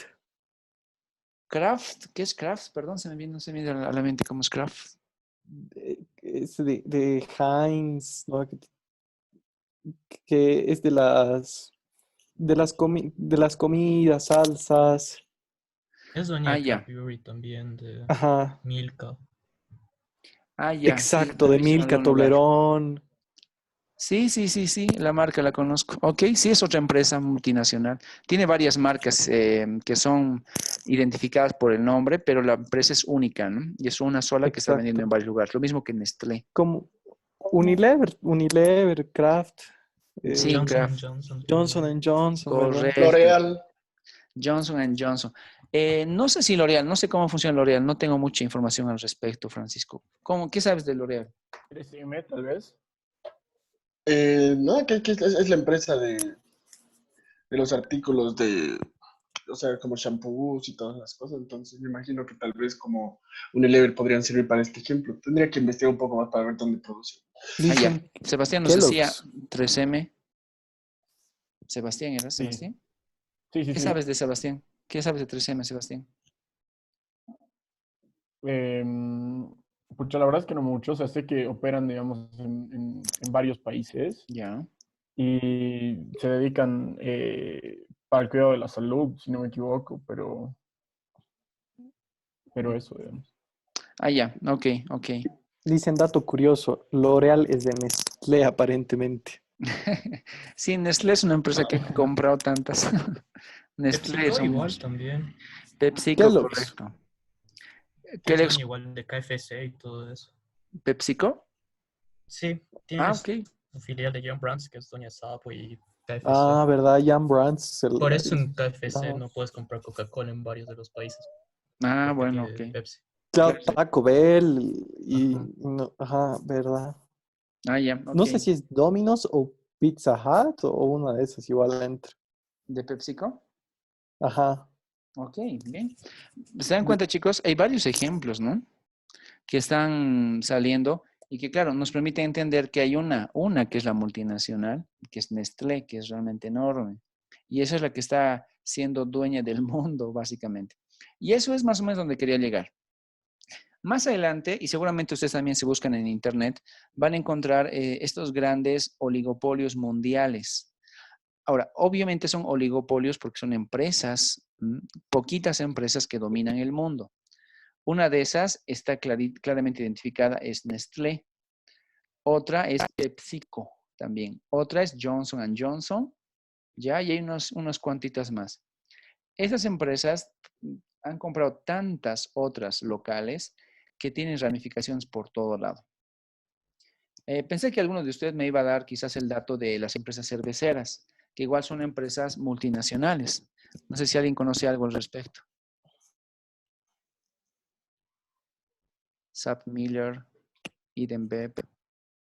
¿Conocen algo, chicos, al respecto?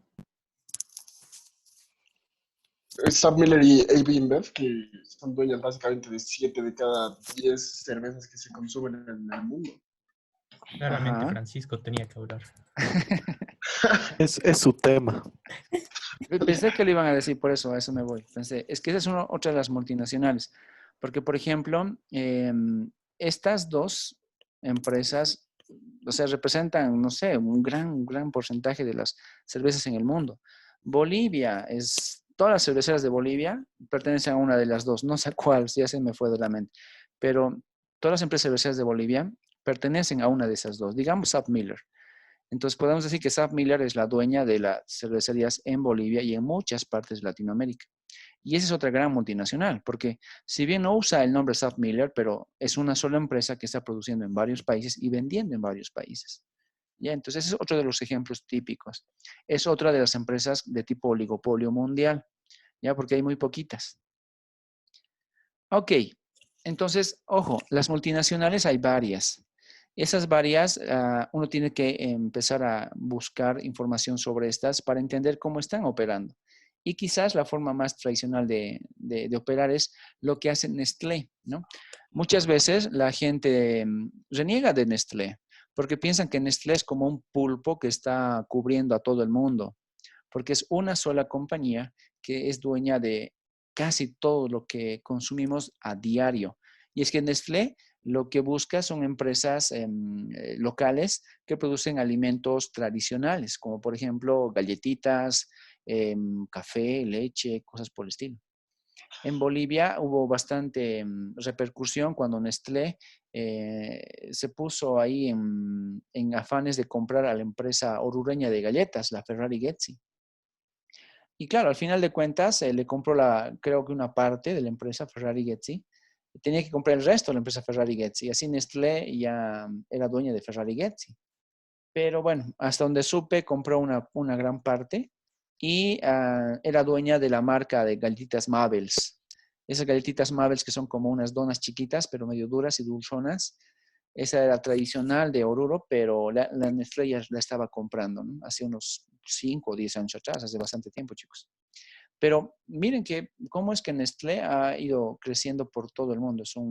Es casi, como dicen, ¿no? Una telaraña que está cubriendo a todo el mundo con sus productos. Y claro, los consumidores no nos damos cuenta, porque siempre hemos confiado en Nestlé por sus productos, pero claro, el producto es lo que nosotros vemos, aunque la política comercial y de la empresa es otra. Y es básicamente ser una empresa mundial con productos en todas las cocinas del mundo, ¿no? Y cosas por el estilo aparecen. A ver, nos falta Abigail. Abigail, ¿quieres comentar algo sobre las dos anteriores o te paso al tercer punto? Te doy la opción de decidir, Abigail. El tercer punto, dicen, creo que ya hemos visto. Ya, Abigail, ok. ¿Qué sabes sobre las privatizaciones en los últimos, 40 años? Porque hace 40 años que se dan con mayor medida las privatizaciones. ¿En Bolivia? En el mundo. Si quieres en Bolivia, dale. Pero si nos comentas del mundo, también vale. Ya estaba viendo un ratito lo que era Bolivia, entonces decía que las empresas que han sido privatizadas han sido la empresa generadora de electricidad, que se ubicaba en Corani, la Nacional de Telecomunicaciones Entel, que bueno, se nacionalizó, ¿no? Como ahora la conocemos, pero antes se privatizó. Después la Ya, empresa un ferroviaria momentito. andina. Ahí, momentito, te corto un segundito, Abigail. En Bolivia han habido dos procesos que son mutuamente excluyentes. Es la privatización es una y la capitalización es otra. Ahora, ahí la diferencia es la siguiente. Las privatizaciones se hicieron con empresas que podían competir libremente en el mercado, pero las capitalizaciones se las hicieron a monopolios. Por ejemplo, en los años 90, un monopolio típico en Bolivia era la empresa de ferrocarriles, ¿ya? Porque solamente había una empresa de ferrocarriles llamada ENFE, la Empresa Nacional de Ferrocarriles. Y esa empresa de ferrocarriles no fue privatizada, fue capitalizada. Entonces, cuando hablábamos de casos de tipo monopolio, una sola empresa, esa fue capitalizada. Pero cuando hablamos de empresas que compiten en el mercado, como por ejemplo la PIL, porque la PIL es una empresa, pero también existían otras empresas que producen la leche, o sea, me refiero al proceso productivo. Entonces, la PIL no fue capitalizada, esa fue privatizada, ¿ya? Entonces, hay esa distinción en el caso de Bolivia. ¿Ya? El término es diferente y claro, la relación contractual y jurídica también es diferente. De las que has encontrado en lo que buscabas, Abigail, ¿qué empresas Sí, tú tiene crees que se han privatizado y razón. cuáles se han capitalizado? No, sí, la que le estaba diciendo eran capitalizadas. Exacto. Ajá. Ya, o sea, ahora he buscado a nivel mundial y es como que las más famosas es, por ejemplo, en México, perdón, en México, Ajá. el Telmex, luego la TV Azteca, el CFE y Electra. Eso en México. Después en Colombia Ya. está la televisión Caracol, Colombia Telecomunicaciones y Isagen. En Ya. Argentina, Telefe, la Telefónica Argentina, Ferrocarriles Argentinos y CEPA. En Chile, la Radio Nacional de Chile, Ujú. Entel Chile y Endesa Chile. En Venezuela, Electricidad de Caracas y muchísimos más. Ya. ¿En En, Bolivia se encontró? no, solo hay una, he encontrado así una súper rápido buscando una tabla de capitalizaciones del Joint Aéreo Boliviano Ah, y sí. eso. Esas son capitalizaciones. En cambio, privatizaciones es lo que va más con el sentido del libre comercio. La idea de la privatización, ¿no? En el caso de México y Chile y los que tú nos comentaste, están muy bien identificados porque cumplen con la condición de que antes eran del gobierno, eran empresas gubernamentales, y luego se las vendieron a alguien. Y ese alguien se compró la empresa y ahora es dueño de esa empresa. Entonces, los ejemplos que nos propuso Abigail en varias partes del mundo son correctos. Y en el caso de Bolivia, tenemos que identificar con calma, porque son pocos casos, tampoco hay muchos, de empresas conocidas. Una de las empresas que es muy conocida y que ha sido privatizada es la empresa PIL. ¿Ya? PIL era una empresa estatal que claro, lo que hacía sobre todo era procesar la leche de la cuenca lechera de Cochabamba. Entonces, todo lo que es ahora se conoce como la Maica, la zona sur, era una cuenca lechera porque había un montón de establos con vaquitas y se sacaba un montón de leche de las vaquitas y se las llevaba a la PIL. Y como la PIL era una empresa del Estado, una empresa gubernamental, se ocupaba de procesar la leche. Pero no era la única, ¿ya? La PIL era una empresa muy importante, pero no era la única. Había también otras empresas locales, privadas, que procesaban la leche. Entonces, dado que la PIL no es un monopolio, porque competía con otras empresas que también procesaban la leche, entonces se decidió en los años 90 vender la PIL y se la vendió. Los dueños actuales de la empresa PIL son unos peruanos, una familia peruana, y son básicamente los dueños de la empresa Gloria de Perú, ¿no? Y Gloria es la empresa de leche de Perú, es la principal. Pero la idea fundamental de la privatización es que la empresa completita se la vende como si fuera un producto, se la vende al mejor postor, a alguien que se quiera comprar la empresa. Es como en el caso de ustedes, si Nicolás quiere comprarse una empresa, pues va y le paga lo que vale la empresa al dueño y se lleva la empresa a su nombre. Es como comprarse un auto, comprarse una casa. Esa es la idea de la privatización. En nuestro país, por lo tanto, algunos casos de privatización fueron la empresa PIL, quizás la más llamativa. También se privatizaron la empresa de cemento, Fancesa, en Sucre. Creo que alguien de ustedes es de Sucre. ¿No? Básicamente la empresa Yo, Fancesa. Eso, Francisco, tú eres de Sucre, me acuerdo. Sabía que alguien era de Sucre. En Sucre, por ejemplo, la empresa Fancesa es una de las más conocidas y de las que más emplea, ¿no? Tiene bastantes empleados allá. Y además, Fancesa es muy conocida a nivel nacional.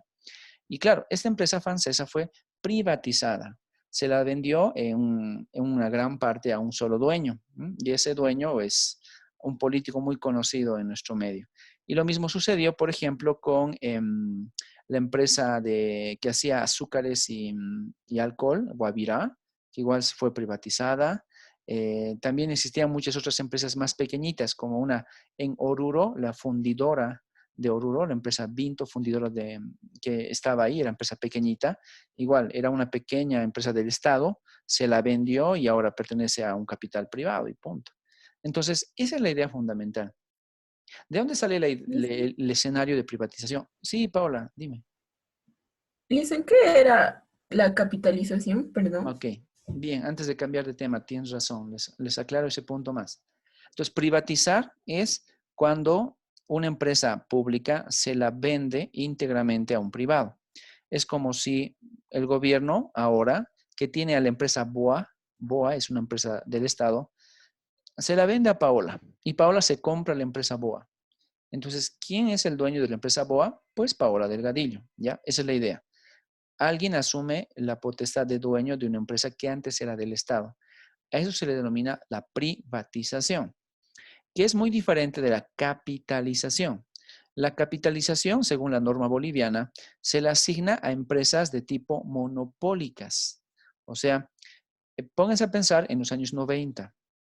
En los años 90, chicos, no existían más empresas como Tigo o Telecel, no existían empresas como Viva, así que me permiten dar telefonía de larga distancia. No existían muchas empresas que ahora son comunes en nuestro medio. La única empresa de telecomunicaciones de larga distancia y de telecomunicaciones en general era Entel, ya la empresa nacional de telecomunicaciones, por eso su nombre es ese. Y la empresa Entel, como era un monopolio de telecomunicaciones a nivel nacional e internacional, tenía realmente todo el equipo para trabajar. Antenas, repetidoras, conexiones, oficinas, etc. Y esa empresa Entel, cuando se decidió volverla privada, no se la vendieron a alguien, sino que la empresa la dividieron en acciones, ¿no? Hicieron un paquete accionario. Y, por ejemplo, dijeron, ok, la empresa Entel hoy va a tener 1.000.000 de acciones y ese 1.000.000 de acciones lo vamos a inscribir en la bolsa. De tal forma que la empresa Entel de 1.000.000 de acciones puede ser comprada por cualquier conjunto de personas. Una, ok, dos, 100, 500, lo que sea, pero con la restricción de que el 50% de esas acciones son del Estado, vía sus trabajadores. Y el otro 50% tiene que ser comprado por alguien, el mejor postor, porque son acciones las que se compran. Por ese motivo, la empresa Entel fue capitalizada en el 50% de sus acciones por la empresa Entel de Italia. ¿Ya? Entonces, la empresa de telefonía de Italia se compró la mitad accionaria de la empresa Entel de Bolivia. Y desde entonces, la empresa Entel de Bolivia ya no era 100% estatal, sino que simplemente era 50% estatal. La otra mitad pertenecía al sector privado. Entonces, el porcentaje que le pertenece al sector privado de una capitalizada es, en Bolivia, hasta 50%. En cambio, si es privatizada, pues vale el 100%. ¿Ya? Esa es la diferencia. En el caso de la empresa, por ejemplo, otra que fue capitalizada, YPFB, lo mismo. YPFB fue dividida en acciones, digamos otra vez 1.000.000 de acciones, de las cuales el 50% de acciones se quedaron a manos de los bolivianos, en nombre del Estado boliviano. Y el otro 50% se lo vendió a empresas petroleras como Repsol Argentina, YPF, y British Petroleum, etc. De eso se trataba la idea de privatización y capitalización. Por ese motivo, lo que también nos comentaba Abigail con el tema de YPFB, que fue nacionalizada, ok, el término nacionalización de YPFB significó comprar las acciones que estaban en manos privadas, ¿ya? Entonces, como YPFB tenía el 50% en manos bolivianas y el otro 50% en manos extranjeras, principalmente extranjeras, luego el Estado boliviano, el año 2006 básicamente, lo que hizo es comprar una parte del paquete accionario. Por ese motivo, la empresa YPFB se denomina YPFB Sociedad Anónima. ¿Por qué? Porque está dividida en acciones y el principal accionista es el Estado boliviano. Pero existe un gran componente de acciones que pertenece todavía a manos privadas. Lo mismo sucede con la empresa Entel. Entel dicen que ha sido nacionalizada. Ok, no. La empresa Entel sigue siendo Entel SA, es sociedad anónima, porque el principal paquete accionario le pertenece al Estado boliviano, pero hay un paquete accionario minoritario que le pertenece a los privados. ¿Ya? Y esa es la diferencia. Ahora, si quisiéramos nacionalizar la PIL, no lo podemos hacer por acciones, porque la PIL no está dividida en acciones, es una empresa, un todo. Y si los bolivianos quisiéramos nacionalizar la PIL, tendríamos que comprar la empresa, todita la empresa. a los peruanos. Y los peruanos nos deberían querer vender la empresa. Nos venden la empresa, nosotros compramos la empresa y eso recién se denomina la nacionalización de la PIL, si fuera el caso, claro. ¿Me entienden? Esa es la diferencia. Capitalización es vía un paquete de acciones, ¿no? Acciones son básicamente división de la empresa en muchas acciones. Y privatización es venderla completita la empresa. Toda la empresa se va a manos privadas. Esa es la diferencia. Ahora, para terminar este ejemplo de privatizaciones y capitalizaciones, les puse 40 años en la pregunta, Abigail, cómo fue la privatización en 40 años, porque quien empezó con las mayores privatizaciones de la historia fue justamente hace 40 años la señora Margaret Thatcher, ¿no? Ex primera ministra del Reino Unido. Ella cuando asumió la primera cartera. Oh, está pasando un camión que mete mucha bulla. Un segundito, chicos, por favor.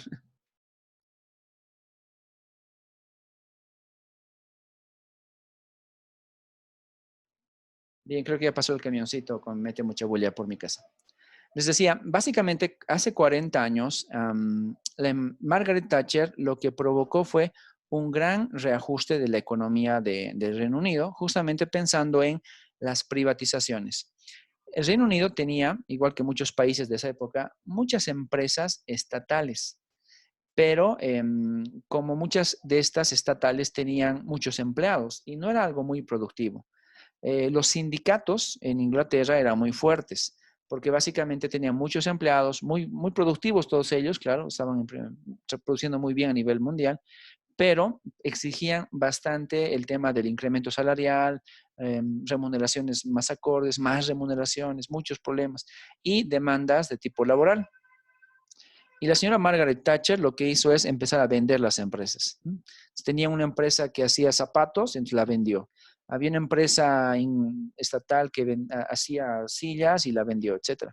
Y todas esas empresas poco a poco empezaron a dejar de pertenecer al Estado como tal, se volvieron privadas y luego empezaban a aportar al Estado vía el pago de impuestos, ¿no? Y eso fue quizás la mejor jugada que hizo Margaret Thatcher y por lo cual le dijeron, inclusive le asumieron un apodo que actualmente es muy conocido y era la mujer de hierro o la mujer mano de hierro, aunque el primero era el más conocido. Y desde entonces, desde hace 40 años, los países en el mundo empezaron a identificar como algo válido el hecho de tener privatizaciones. Y aquella empresa que era del Estado, la vendían, ¿no? Y luego de venderla, ya no pertenecía al Estado, no tenían por qué preocuparse de eso, y más bien le podían exigir que pague impuestos. Y esa fue la estrategia. Así que, Paola, ¿respondí tu pregunta? Y gracias, Licen. Ok. Bien, chicos, estamos a 4 minutos de cerrar la clase. Lo último el último punto que vale la pena identificar es el tema de desregulación financiera. Eso porque en los últimos años cada vez es más fácil, no es que lo sea plenamente, pero es más fácil hacerlo ahora, el tema de realizar pagos a nivel internacional, el tema de tener cuentas bancarias en otros países, el tema de las remesas de otros países. O sea, con el paso del tiempo se ha ido desregulando bastante estos problemas financieros, sobre todo porque ahora tenemos en varias partes del mundo, funcionando las 24 horas del día, los mercados financieros. Tranquilamente, mientras nosotros estamos durmiendo, en el Asia siguen trabajando con los mercados financieros, yendo y viniendo miles de millones de dólares de inversiones de varios países. Entonces, la masificación de los mercados financieros, como el de Shanghái, el de Nueva York, el de Londres, el de Tokio, que son los más conocidos, ha permitido que el flujo financiero internacional se vea continuamente corroborado y apoyado, ¿no? Y además, eso permite un gran flujo del comercio internacional, ¿no? Entonces, son elementos que están apoyando el desarrollo de la globalización. El día de mañana vamos a ver estos puntos que vienen más adelante, como por ejemplo esto que tiene una actividad para mañana, se las dejo ahí. Y mañana nos vemos, chicos. ¿Alguna pregunta antes de cerrar nuestra sesión?